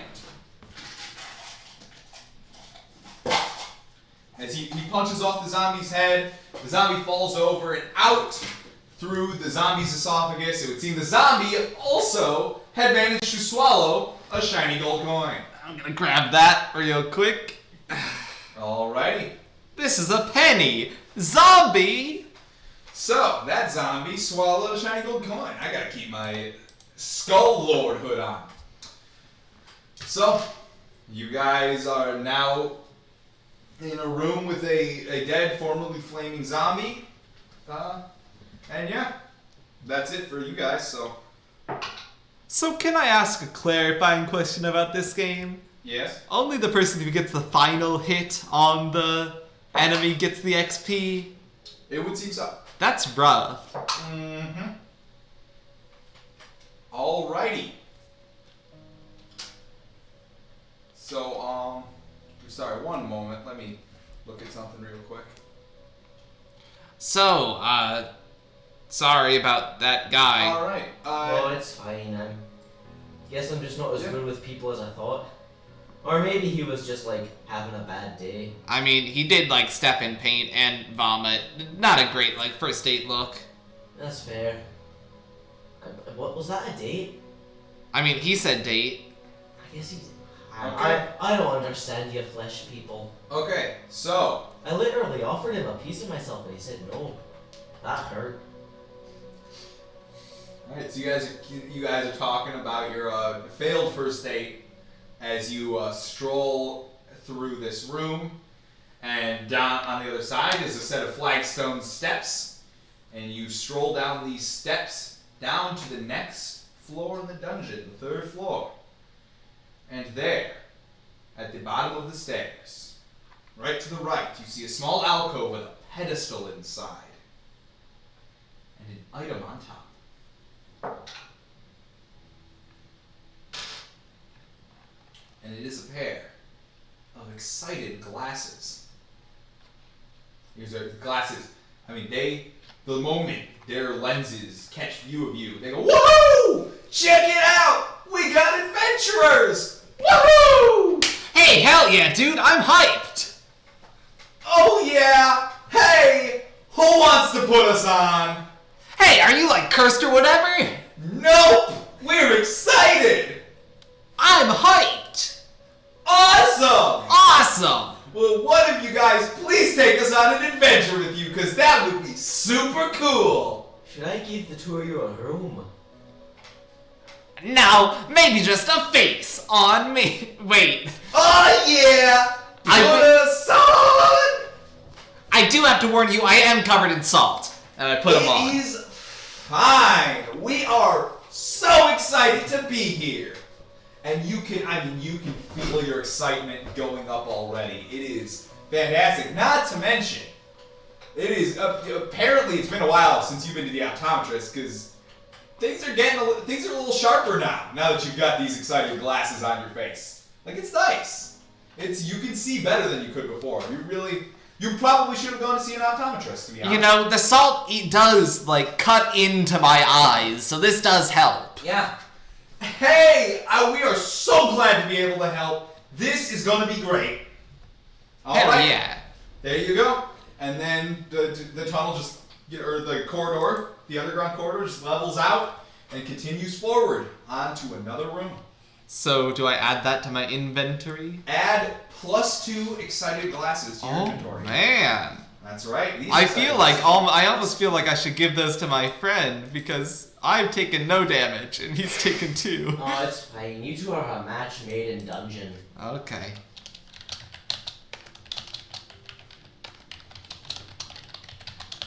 +2. I will put my updated character sheet in there now. I can send you my...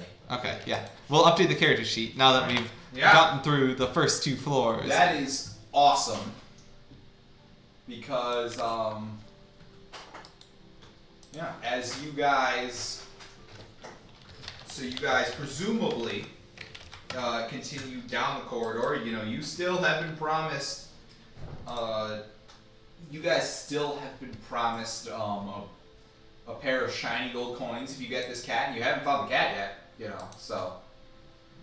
I mean, that'd be, quite exciting if you manage to find it. Cat. We do gotta find this cat. You're right.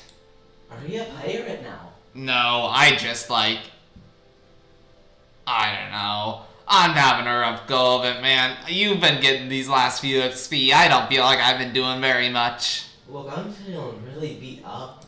Maybe you should take point for a bit. Yeah, I think I'll try that.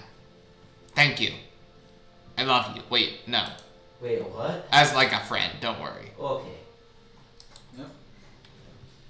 Yeah, so you guys stroll down this corridor and you reach another room.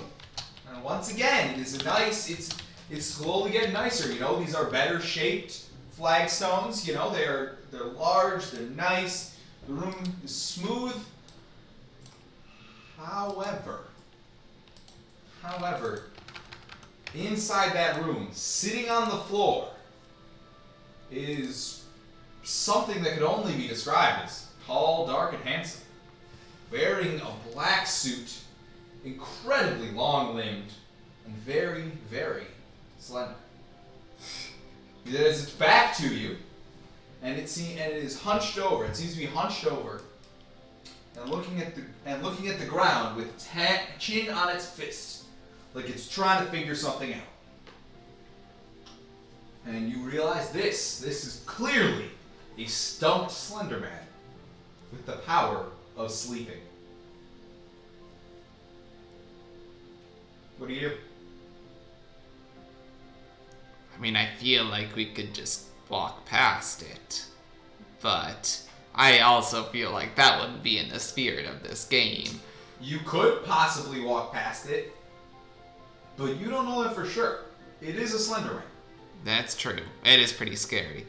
And it has the power of sleeping. It's possible that it's so busy thinking about this thing. It's so stumped that it's not even controlling its sleeping powers. It'll knock you right out, and then when it eventually figures out whatever it's trying to figure out, it'll see you there sleeping, and well, all that's right. the end. I'm going to do okay. Now this is gonna sound like it breaks the laws of physics. It's allowed to break the laws of physics. Alright, so you know the thing a pencil does? Where, like, if you move it back and forward like this, like, it appears that it's bending, right? So I want to do the opposite, where I want to wiggle my salt body so that I appear taller and more slender, like the Slenderman, as I approach it. Just imagine that is going on right now. You want to wiggle so that you appear to be another slender person. Yes. Not another slender, but just like taller, more up to the size. Okay, more up to the height of the Slenderman. Yeah. To what end? You'll see. So just I'd rather know now. Okay. So I can tell you what to roll. Oh, I'm gonna have an action. That this is just like the setup, okay? You can give me this bonus or not. Don't worry about it. I just like want you to imagine that's what I am doing. Yeah, I see. As I approach the Slenderman. And from my pocket, I pull out a potato skin joint. A potato skin jort? Joint. Okay, another one of your potato skin joints. Okay. Potato skin joint. Okay. And I'm going to say, what am I going to say? I had something planned out. Oh yeah, I am not actually going to say anything. You see, the other pant, the one pant leg that the salt lady, that Fall Feeling still has, rips off of her leg. Now she looks like she's just wearing jorts. So she loses her pant of English. No, it rips off of her leg and starts floating next to her. In the bottom, in the cuffed bottom of her pants, they wrap around the joint and approach the Slenderman, stacking my bonuses. So the pant of Englishing can walk on its own. Why? They can't walk on its own. They can float. They can float. Why? Because they're my magical weapon. They are enchanted by my god, the potato. Yes, but they are not pants of floating. Okay, then imagine I'm holding them. It's just more cool if they're floating. Imagine I'm holding them in front of me, then. Okay, so you're using the pant of Englishing. And the pant is going to talk. Offer a potato skin joint. Yes. So the pant of Englishing is going to say, "Ho ho, good chap. You know what? You know what would sound good right now. You know what always helps me when I want to think? Potato weed." Slenderman, you can see it is attentive. You can tell that it is paying attention, but it does not respond. Perhaps you will have an answer to your question, good sir, if you perhaps try this potato skin joint. So you offer it the potato skin joint? Yes. Okay. But the one who's offering it is my pant of Englishing. Yes. Roll. Just roll unmodified 2d6. What? Okay. When can the pant talk? What? Literally since the start of the game. Since the start of the game. I thought it was. I thought it helped her be English. No, the pants were talking at the like we met in the tavern and the pants were talking. She was shutting them up. Yeah. I didn't realize the pants are okay. So the pants can talk. Yeah, the pants have been established as talking. All right. So the pants can offer it. The pants help my English Although skills I by don't see how that actually helps. I don't see how the talking pants helps you persuade it to smoke potato weed. because number I one, will allow you to treat this as a holy ritual of problem-solving potato weed. So you will get to roll 2d or 3d6 because you're a potato priest. okay, I think I should get the pant buff because this Slenderman is obviously an enlightened individual who appreciates conversation. But okay, enlightened as in pretentious British. Oh my god. He is not. Okay, well, so the two that I rolled on the desk were ones. But I got my third one here, Yeah, roll your third one. which is a 5. And do I get a +1 for blazing? No, because it is Slenderman who is blazing and not you. Do I get a +1 for Arguably, wiggling? You're not blazing yet, but trying to convince the Slenderman to blaze. Do I get a +1 for wiggling as I'm wiggling walking up to him? No! No! What? That was never going to give you a bonus. Okay, I see how this game works. I gotta do whatever the GM wants. Use the powers exactly how it Be says. sane. Okay, wow, rigged. So, you rolled a I rolled a 6. 6. Ooh. So the Slenderman stands up, and he turns around and he looks at you, and he reaches out his hand to take the joint. Do you hand it to him? The pants Presumably handed you, to or him. Presumably you have the pants handed to him. Mm-hmm. So you have the pants reach out and hand it to him, and he grabs it, and the moment he has his hand on the joint, he pulls the pants, and you with them towards you, whips out a knife from behind his back with the other hand, and stabs you. I want to Take one steal the damage. knife. You want to steal the I want to knife. steal the knife before he can stab Paul Felix. Unfortunately, so you reach out to steal the knife. It does successfully stab Paul Felix. But, if you wish, you can now obtain Slenderman's knife. I want Slenderman's yeah. Alright. Boom! So Slenderman stabs Paul Felix. Boom! You take 1 damage. And Okay. 3J manages to get a hold of Slenderman's knife. Unfortunately, that was my last joint, so I'm no longer good at blazing. Oh! Alright. But now that Slenderman is distracted, I shall reveal that Slenderman's one weakness is his own knife. Oh, of course! Alright. So I shall go, stop! What I know, and you're all about to know, is that this is Slenderman's one weakness, and then I shall stab him with it. Alright, fantastic. So you're gonna stab him with his own knife. Which you have stolen. And I'm revealing that it is his weakness. Oh, you're revealing that it is his weakness. Okay. I thought you were just using the whole... Alright. Yeah. You will, alright, take a +1 for revealing and a +1 because, of course, it is Slenderman's knife, of course, gives you another +1 against it. It is otherwise a non-magical knife, like an ordinary knife. That is an 8. That is an 8. Alright. You successfully stabbed him in the exact same place that he stabbed Fall Feelings. And he stumbles back, flailing his arms. And while he does so, and as he stumbles back, his leg flails out and kicks you in the nuts, and it's kind of embarrassing. It's actually pretty embarrassing. It is. You're pretty nauseous. You don't take any damage, but it's nauseating. Get him, Paul. Get him. Yep. I will. And So he is now stumbling backwards. You have been stabbed, and he has been stabbed. I look at him, my eyes narrow, my glasses sort of like zoom in on him, as I feel my chest beating, the symbol of the potato, and as I'm so excited as I say I'm gonna come up with something. I look at him and say, "Hey, bud, looks like you're not having a good time right now. The wrathful vengeance of the potato god fall upon thee, and have a great time." Okay. So what are you doing?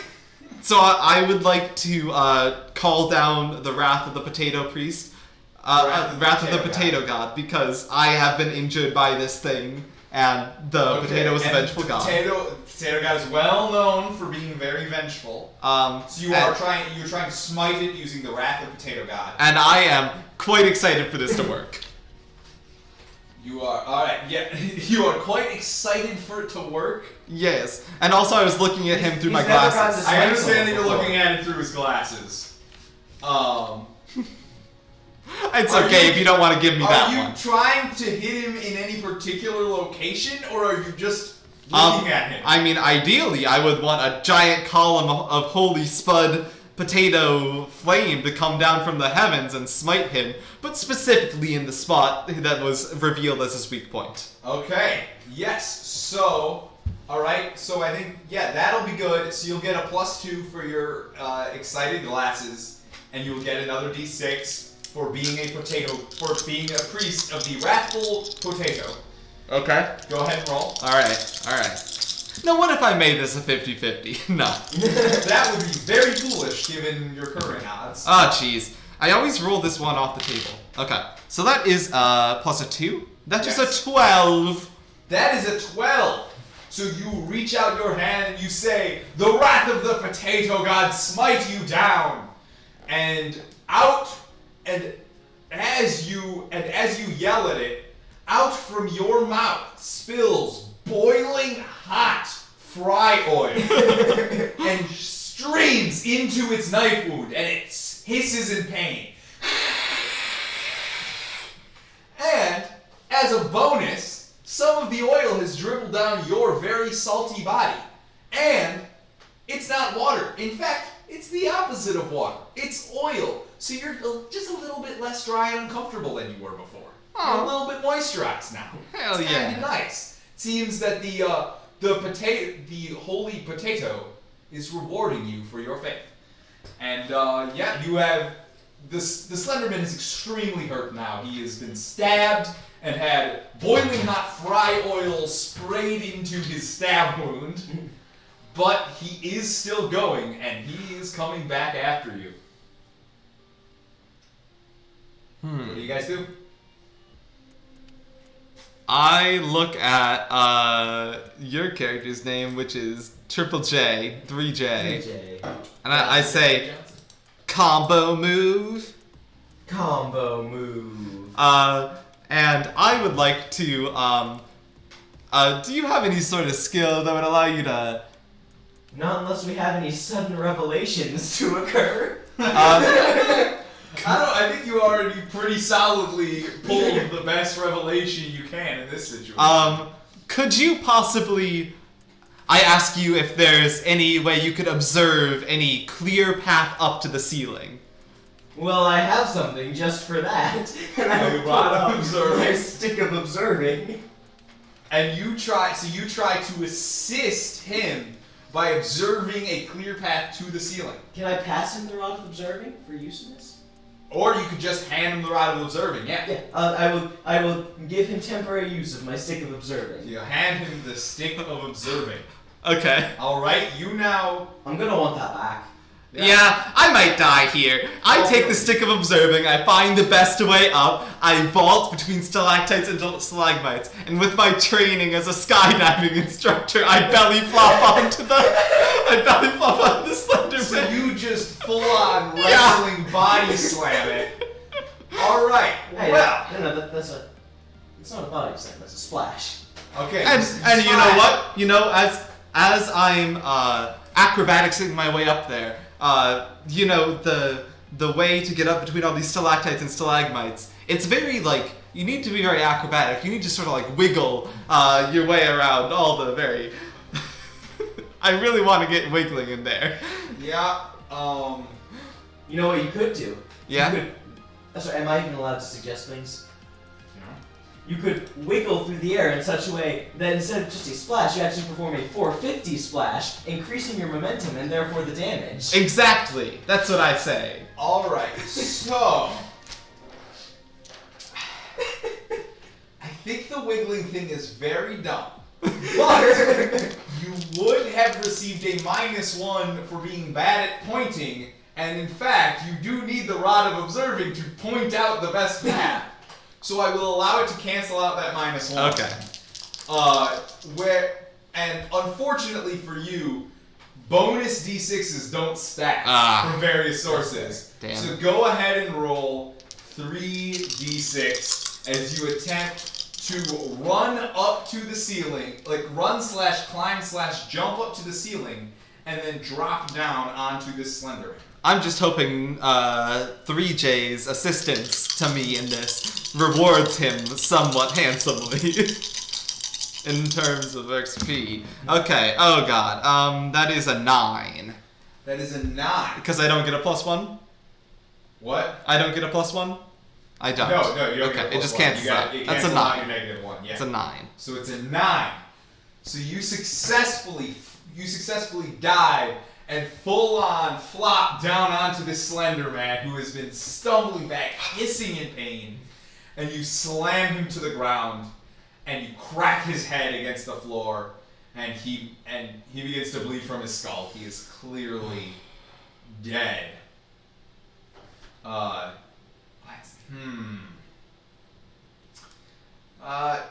Yeah.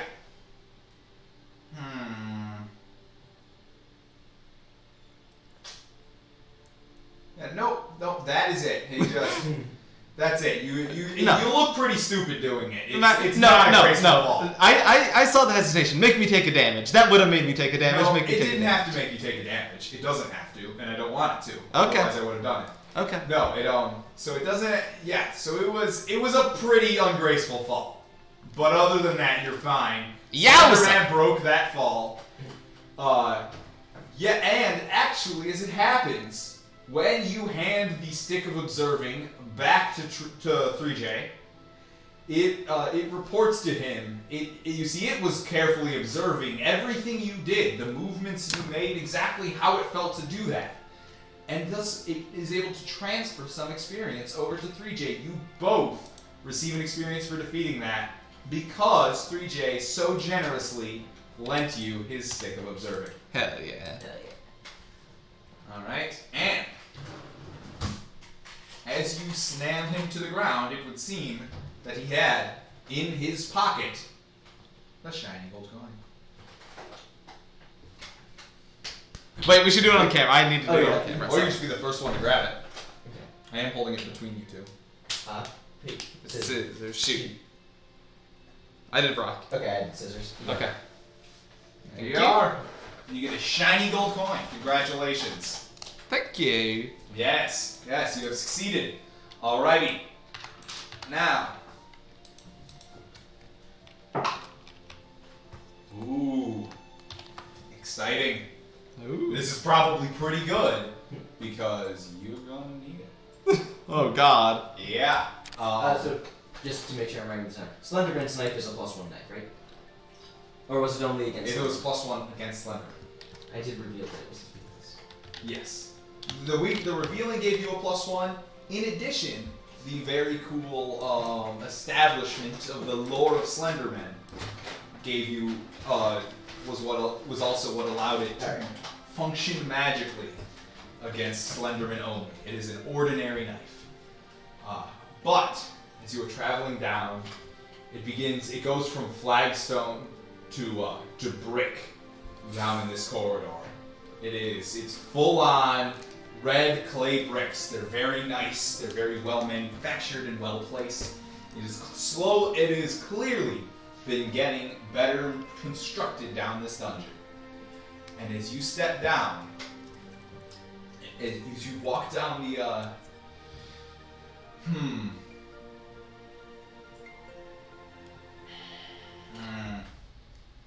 Yeah, alright guys, give me a quirk. Two of you guys. A what? A quirk. Much like one, if you are familiar with the improv game, party quirks. Oh. Characters often have quirks. Give me a quirk. So cockney we can't understand you. I'm going to reject that quirk. Very cockney, but understandably so. I'm going to reject all Cockney-related quirks. Very Irish, but understandably so. I'm going to reject all accent-related quirks. From the deep, deep south. You know what? I'll take it. Made of springs. Made of springs? No. From the deep, deep south, because that was established beforehand. Receive an experience point for your fun quirk. Me? Yes. Oh, damn. Let me know when you have 5, by the way. Okay. How many you at? I haven't been keeping track. Lucas? How many you at? 3. Okay, 4. Here. Yeah. So you guys walk down these brick stairs, it lets out into a little antechamber with a door beyond, and this is a solid wrought iron door, black as night, with a heavy metal bar across it.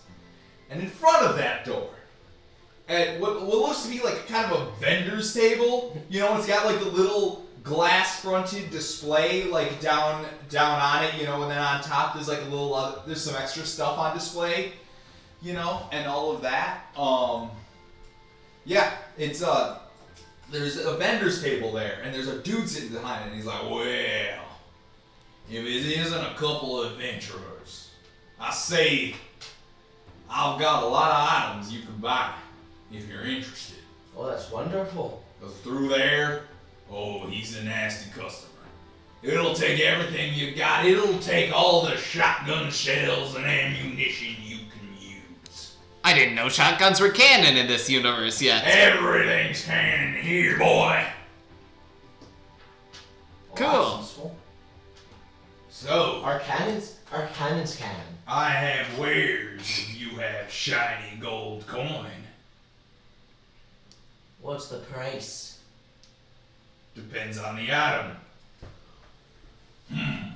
What do you want? Here, chat. Chat, if you're still listening, please give me a few adjectives and nouns.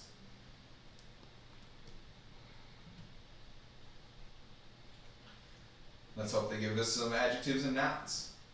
Cool. Cool, thirsty. Those are a couple of cool nouns. Those are. What? Adjectives? I mean adjectives. I could use a lot of nouns actually. A lot of Oh no! teeth. All right, teeth. Shirt. Awesome. If I could get 2 more nouns, please.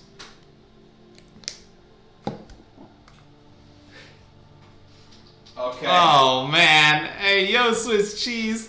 Oh, why are you doing this to us? And bottle. Thank you very much, Galactic Pop-Tarts. Excellent item that you have provided there. Alrighty. He's like, well, I got several items right here. I've got as many as you want. I've got some funny teeth. You see these? And he holds them up and they go like you can put them in and it'll make you a little bit funnier. I've got this here typing shirt, and he holds it up, and it's one of those shirts that what is it? I forget what it says, but it's an exclamation point. It's a not something, but I don't remember what it is. I don't remember. It's the Cody. It's one of those Cody joke shirts, and he holds it up and he's like, "This is your typing shirt. It's pretty cool, pretty helpful, and I got these here. These are pretty cool fingernail clippings. You know, I don't know whatever you're gonna do with cool fingernail clippings, but they look pretty cool." And he holds them up, and they do look pretty cool. Some of them look like they might be made out of metal. They're actually pretty interesting. And then and he's like, "And this here is a thirsty bottle. It is so incredibly thirsty all the time. It just begs you to fill it up with water. You could probably relate, Salt Lady." Yeah. Hey, you and I, we're not so different, you and I. You are a thirsty bottle and me, I'm covered in all this fucking salt. That's my catchphrase now. Very interested in this typing shirt. Ah, that there typing shirt. Well, that there is a very cool typing shirt. It'll cost you 1 gold coin. Tell you what, I like you. I'll give you this 1 shiny gold coin for that typing shirt. Well, thank you very much. And I am interested in the cool fingernail clippings. You're interested in the cool fingernail clippings? You know that I am. Well, you're in luck. Those there are some +2 fingernail clippings. Oh, damn. 3 gold coins, Missy. I see what's going on here. What's going on here? just because I'm a priest of the potato, you are discriminating against me, against a person with my faith. Look at me. I'm looking at you. I would love to have those fingernail clippings. They are awesome, and I think I could do great things. I think it would be really cool if you could give me those fingernail clippings. I understand that, ma'am, but you see, as it happens, I rolled a d6 to see how powerful these here fingernail clippings were, and it came up with 6. So these are plus 2 fingernail clippings, which means they'll cost you 3 gold. Are you sure you couldn't give them to me for 2? I am 100% that I could not give them to you for 2 unless you managed to talk me down. Okay. So my whole rant about you religiously persecuting me wasn't enough for me to trigger a roll? Let's see. Roll. Huh? Roll. What am I rolling? That's a good question. Let's see. So you have... I was trying to employ my Wait fact a that... second, you should have 5 XP, Isaac. Why? Because you had 3, then you got 1 for defeating the Slender Man. No, I had 2, then I got 1 for defeating the Slenderman. Oh, okay. Because I got 1 from Because here it says you had 3 when Lucas had 2. And then you each got 1 for defeating the Slenderman. And I thought Lucas has because 2. I got 1 from the potato, not the potato, the paint. I got 1 from the aboleth, and then I didn't get any for either the zombie or the cleaning wipes. You didn't get any for the zombie or the cleaning wipes. Oh yeah, you're right. Mhm. Okay. Yeah. Yep, you're good. Alright. I will let you roll an extra d6. For religious Because of your persecution? religious persecution argument. Cool. What's the bonus on the typing shirt? What? What's the bonus on the typing shirt? It's an ordinary typing shirt. Cool. So it may help you with typing related activities still, but it won't give you a numerical addition. Okay, that is a 9. It's a 9. Alrighty. So it's like, alright. Okay, a moment. You know what? Sure, you can have this here. I'll give you a discount. Well, sort of. I'll let you have these here cool fingernail clippings, but I will allow you to barter. I will take either those excited glasses, just straight in exchange, or I will sell these to you for 2 gold coins. For 1 gold coin, actually, if you give me that there fancy pant of Englishing.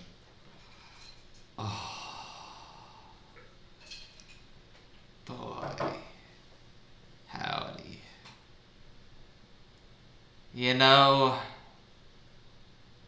So 1 gold coin if I give you my pant of Englishing. 1 gold coin. You know, There's this somebody thing's abilities have not really been super clearly defined throughout the adventure. So I think that's a good trade.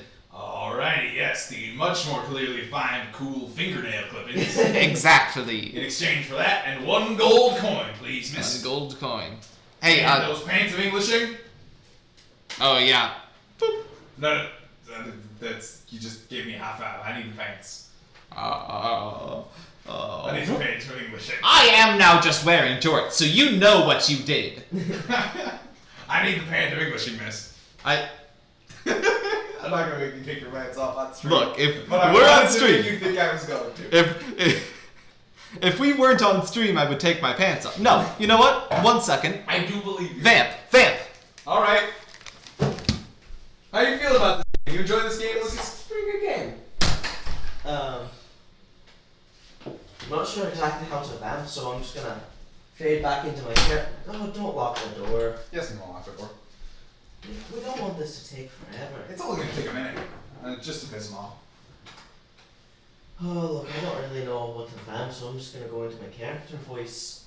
Well, it's my fine. You don't happen to have any more coins, do you? No.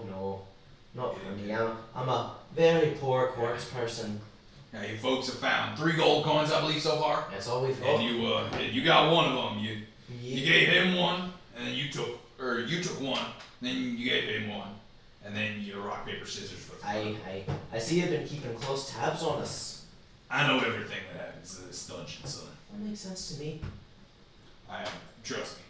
I know everything that happens in this dungeon. So I forget. I mean, you get to know that. You get to be that way when nothing in the dungeon can kill you. Remind me, the teeth. What was special about the teeth? They're funny. Funny teeth. Funny teeth. I do enjoy funny things, but I don't think I can show you. Your key doesn't work. Your key doesn't work on the store. What do you mean? Yeah, Your key doesn't work on the store. Oh, damn, you're right. Yeah. Here is my pant. Thanks for your pants. There you go. You can keep wearing the rest of the short part, but I need pants.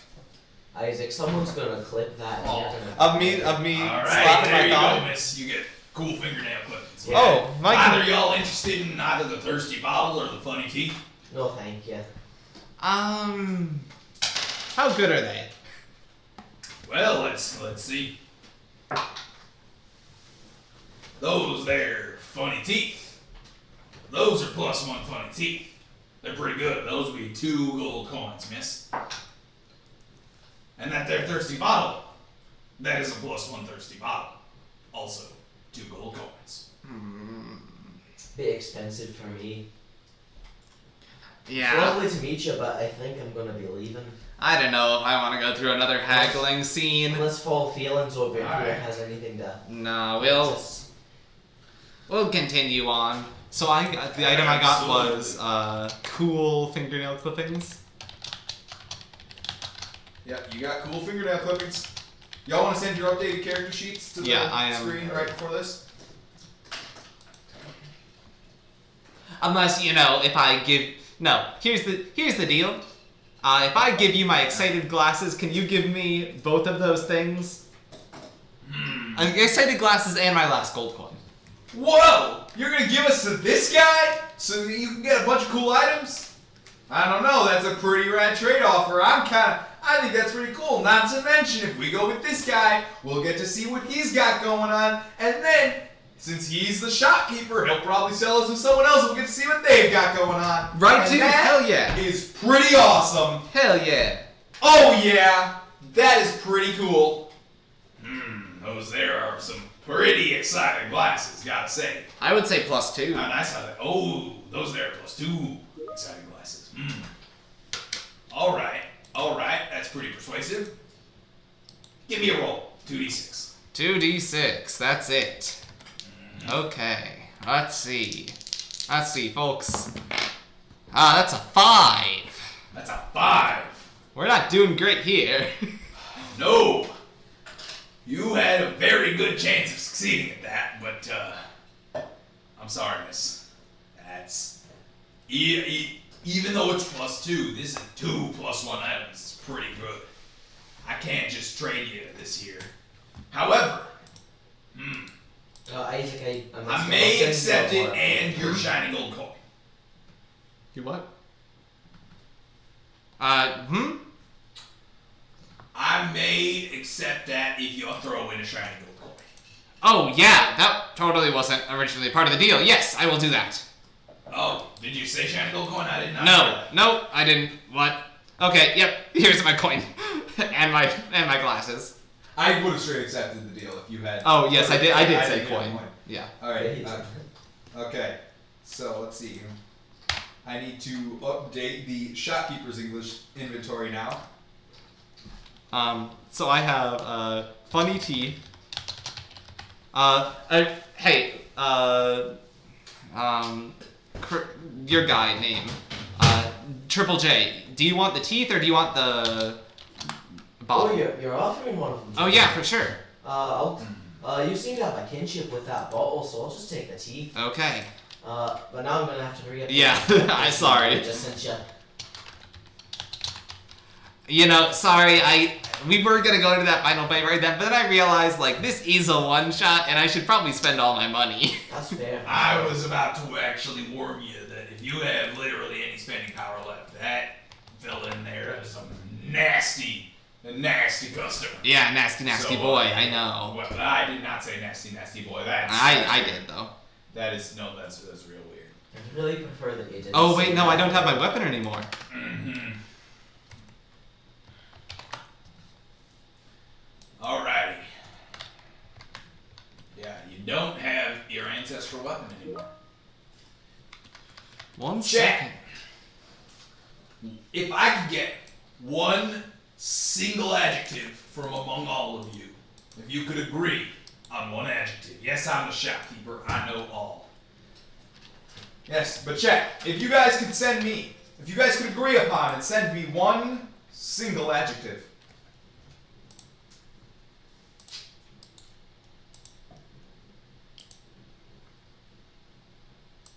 Wet. First submission is wet. It's strange, but sure.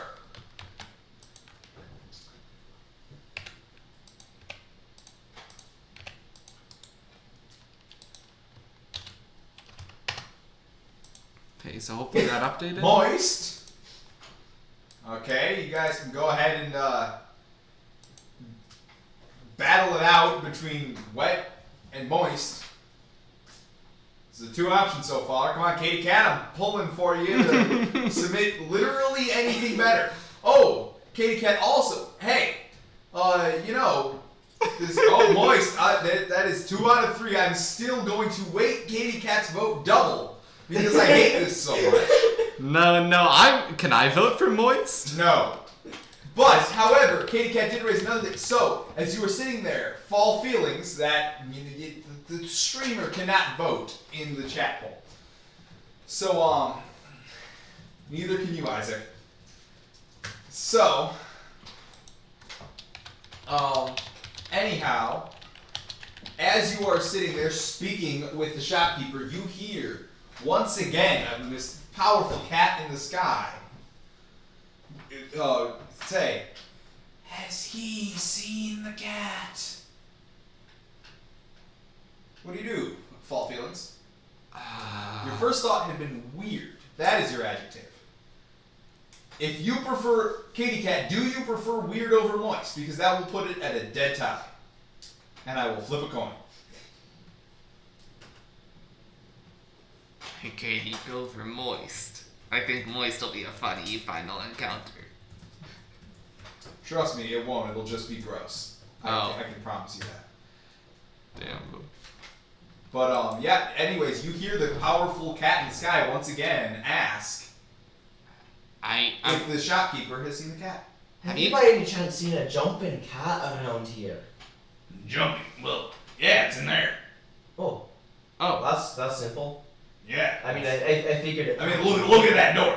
Is that not clearly the door of a final boss? Yeah, no, it is really a boss fight. Do you have any healing potions or anything? No. Damn. I have that list of 4 things, and you purchased all. Do you have any experience points? I don't have any of those either. I could do with just like 1. Yeah, sadly, unfortunately not. Ah, damn, but. Yeah. All right. That's 4 With a vote of 4-0, moist is the winning adjective of this very serious role-playing game. Gemini, stay winning. I will hurt you, Isaac. So, I'm not even Gemini. that is, final adjective is moist. Excellent. So, you guys are sitting outside this room. You bought things from the shopkeeper. You have been informed that the cat is apparently in there. The shopkeeper knows all. What are you gonna do? One moment. It was me. Full feelings has something to do. Yeah, and that something to do is Googling royalty-free boss battle music. Well, while we're out here, Okay, there we go. I got my voice back. It was a little different there for a second. Okay, camera's gonna be weird for a second. Cameras are gonna be weird for a second. Things are gonna get weird.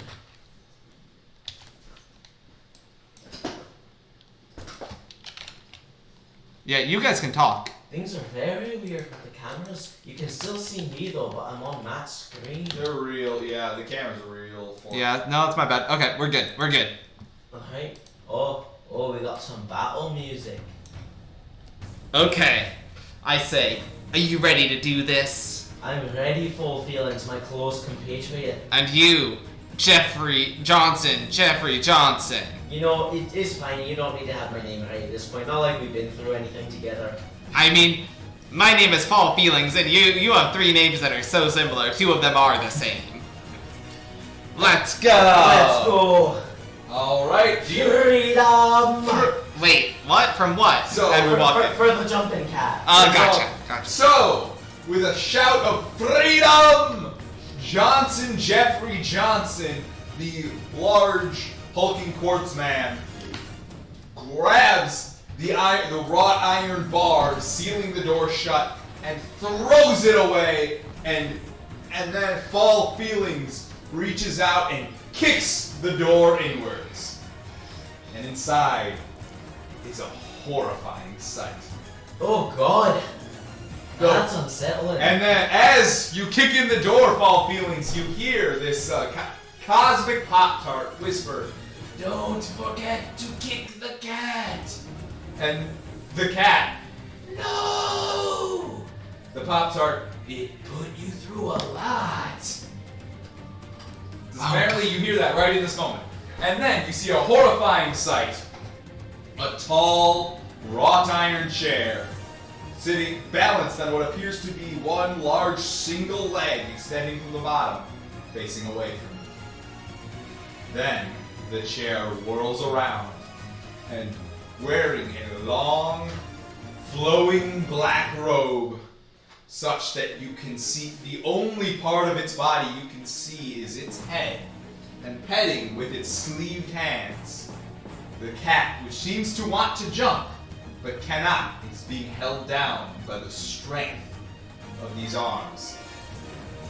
Is its head a skull with snake skeletons extending, reaching out, and thrashing around and whipping with silent and screaming with silent hisses.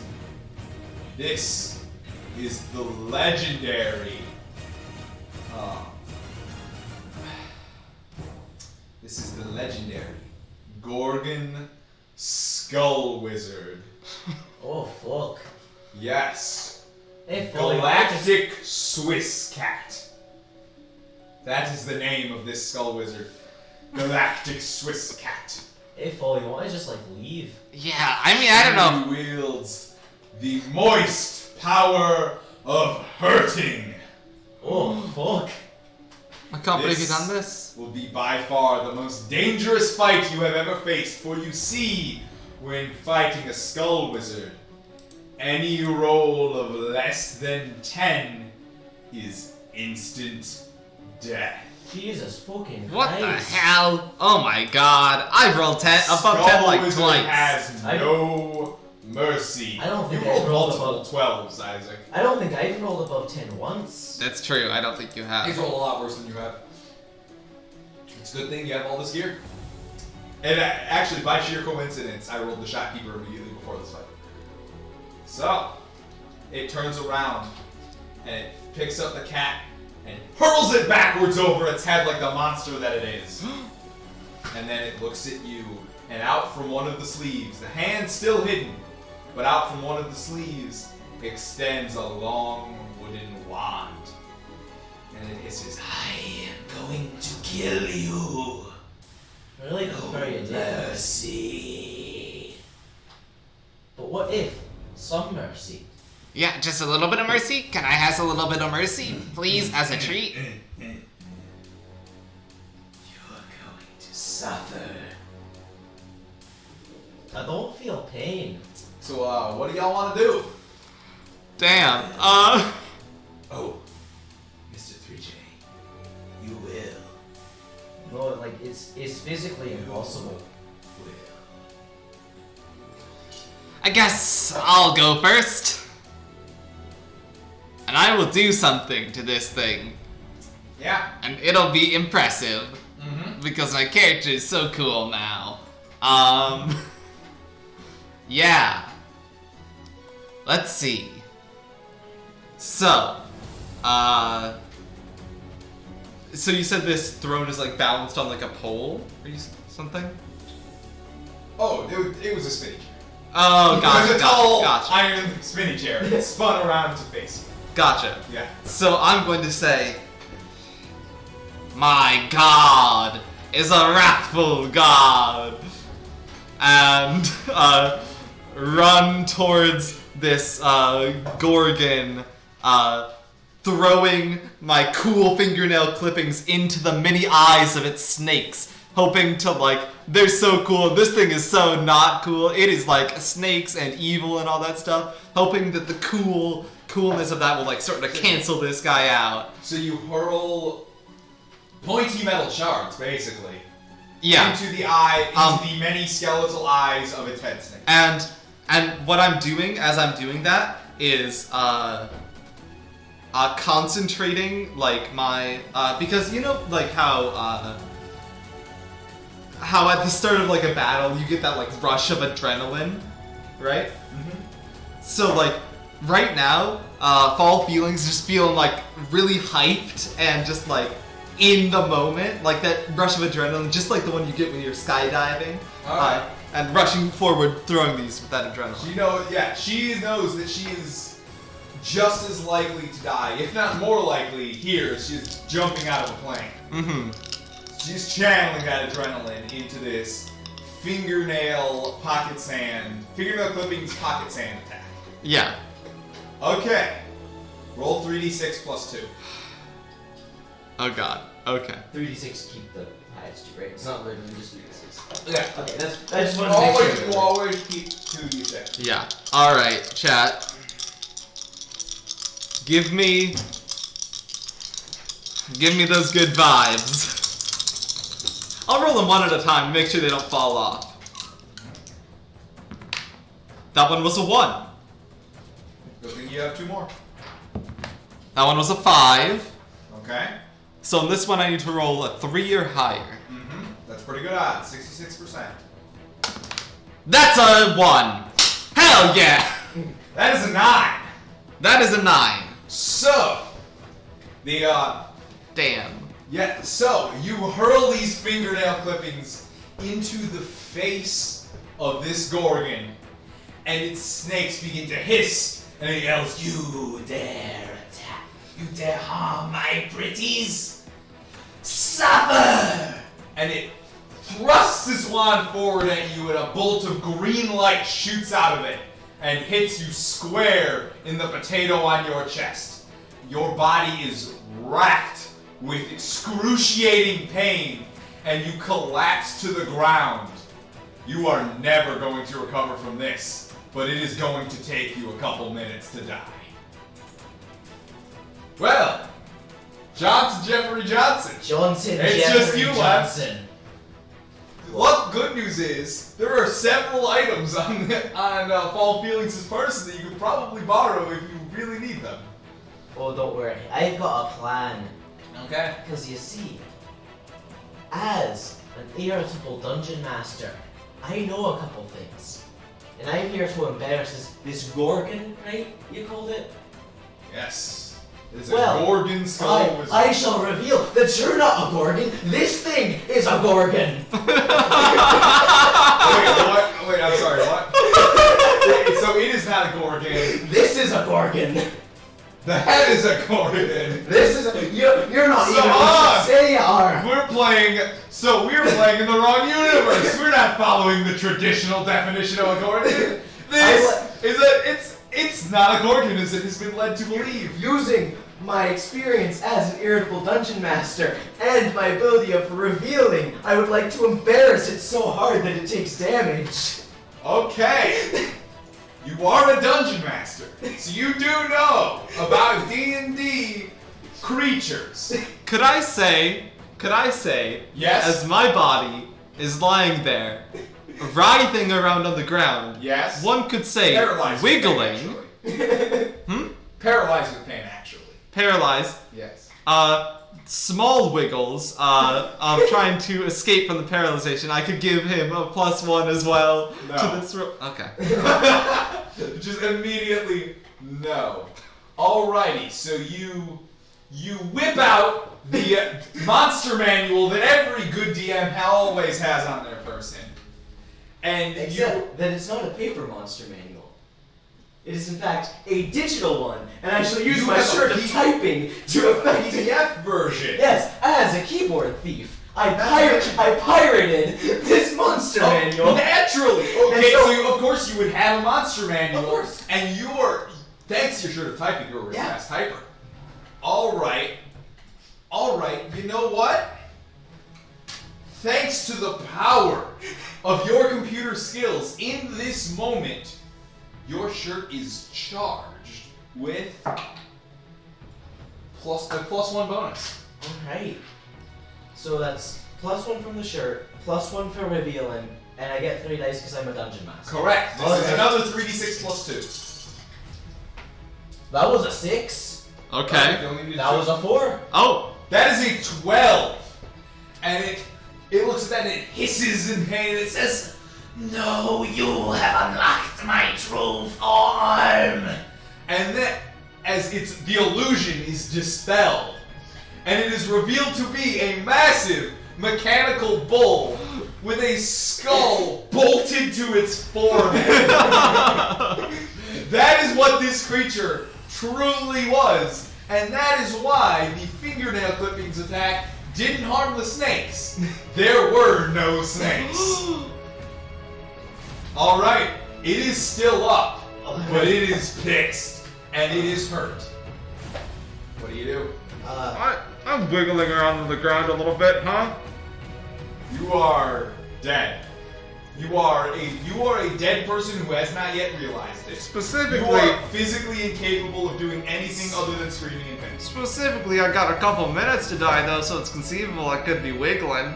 No, you are physically incapable of doing anything other than scream in pain. Thirsty Bottle's probably gonna wiggle me a little bit, huh? Your thirsty model is right there. If Jeffrey Johnson thinks it might be useful. Alright.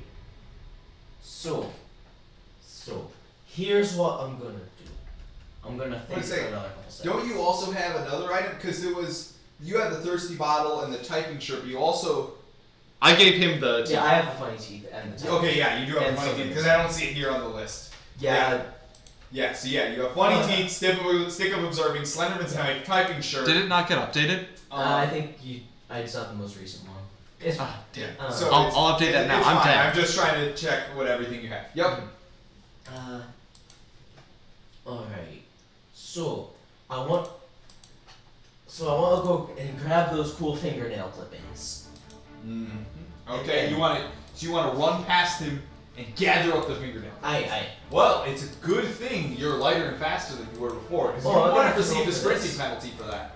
Well, I mean, whatever Oh, you're okay, doing, okay, this is okay. part of the process. You would have received a sprinting So in penalty. fact, I'm going to take those front teeth, which I'm going to assume are like the wind up clickety clackety teeth. The front teeth. They are. It would seem that they have some sort of magical clickety clackety function because they can be inserted Mhm. and are, as a result, pretty popular with comedians. Aye. So yeah, I'm gonna like scoop up the cool fingernail clippings into the teeth as they Okay. run by, and then with the teeth in one hand and the stick of observing in the other hand. Okay. I want the rod to tell me what the most the chink in the armor. I want to figure out where the best chink is, and I want to throw the teeth at it so that the teeth will hit it in the chink, and then they'll start clicking, and the fingernail clippings will come out, and they'll get inside the armor and deal some good damage. Okay.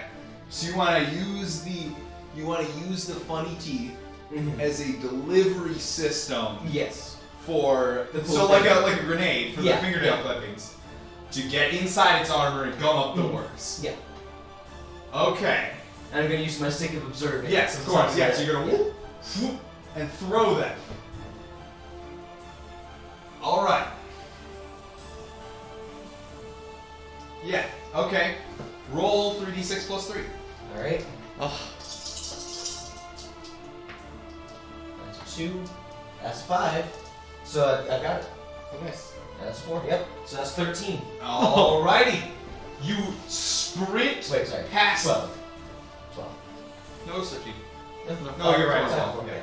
So you sprint past this thing, and as it is, screaming in anger about its illusion being dispelled, and you run past it, and you whip out the funny teeth in one hand and the rod of observing in your left hand, and you scoop up as many of the fingernail clippings as you can get a hold of, and you point the rod at it, and a beam of light shoots out directly to just a little crack, a little seam that isn't as tight as it should be behind its right ear. And you hurl those teeth, and they hit it right on the seam. The fingernail clippings go spilling into it, and as this thing is turning around to face you, it starts whipping around to the right, and it gets about halfway there, and it just starts to slow down, and its right foot never even reaches the ground. It freezes up, it falls over, it starts shaking violently, and it explodes. You have killed the Gorgon Skull Wizard. Not a single roll above 10, and then 2 12s in a row. Yes, you have killed the Gorgon Skull Wizard. You receive 1 experience for defeating the Gorgon Skull Wizard, and 1 more experience for successfully completing this dungeon. That gives me 5. That does, in fact, give you 5. Finally, you have a cat that you have to decide what to do with.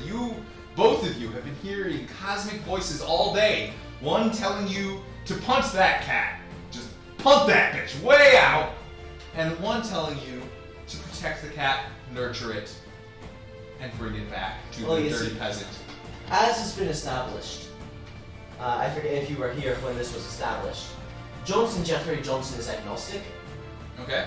so I don't believe in any of these voices in the sky. Like there's You're some. gonna have to listen to one of them. Well, yeah, but I'm not gonna do it because I'm listening to one of them. But I want that money, so I'm bringing the cat back. Yeah, that's fair. And so you bring it back. And I'd like to try to recover the body of my fallen friend, Fall Feelings.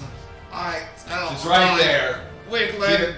She lives just long enough to see the Gorgon explode and passes away. Wiggling is her last words. What? Wiggling. Wiggling. Wiggling is her last word. She died as she lived, wiggling. And you scoop up her body in one arm, cat in the other, trusty stick of observing at your side, and you march your way out of that dungeon. You go to the peasant. Says, thank you very much for rescuing my cat. As you promised, 1 shiny gold coin. Thank you. There you are. All right. Excellent.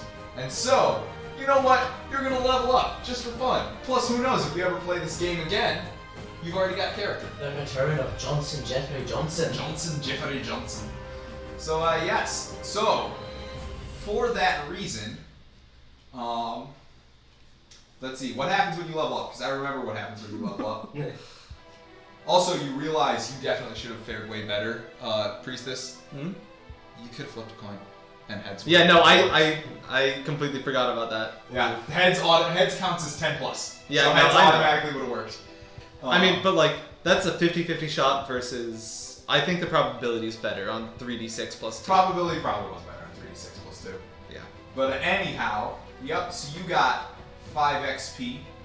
You leveled up, so you can either regain a crossed out skill, which is so you heal. Mhm.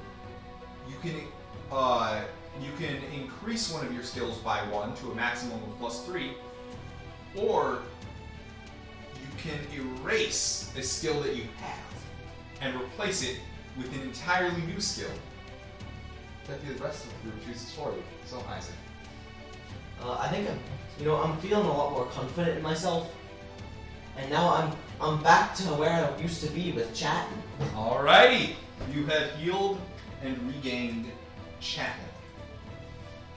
Yes, and so that is why you can lose even the penalty skill, because you only have 3 skills at a time. Yeah.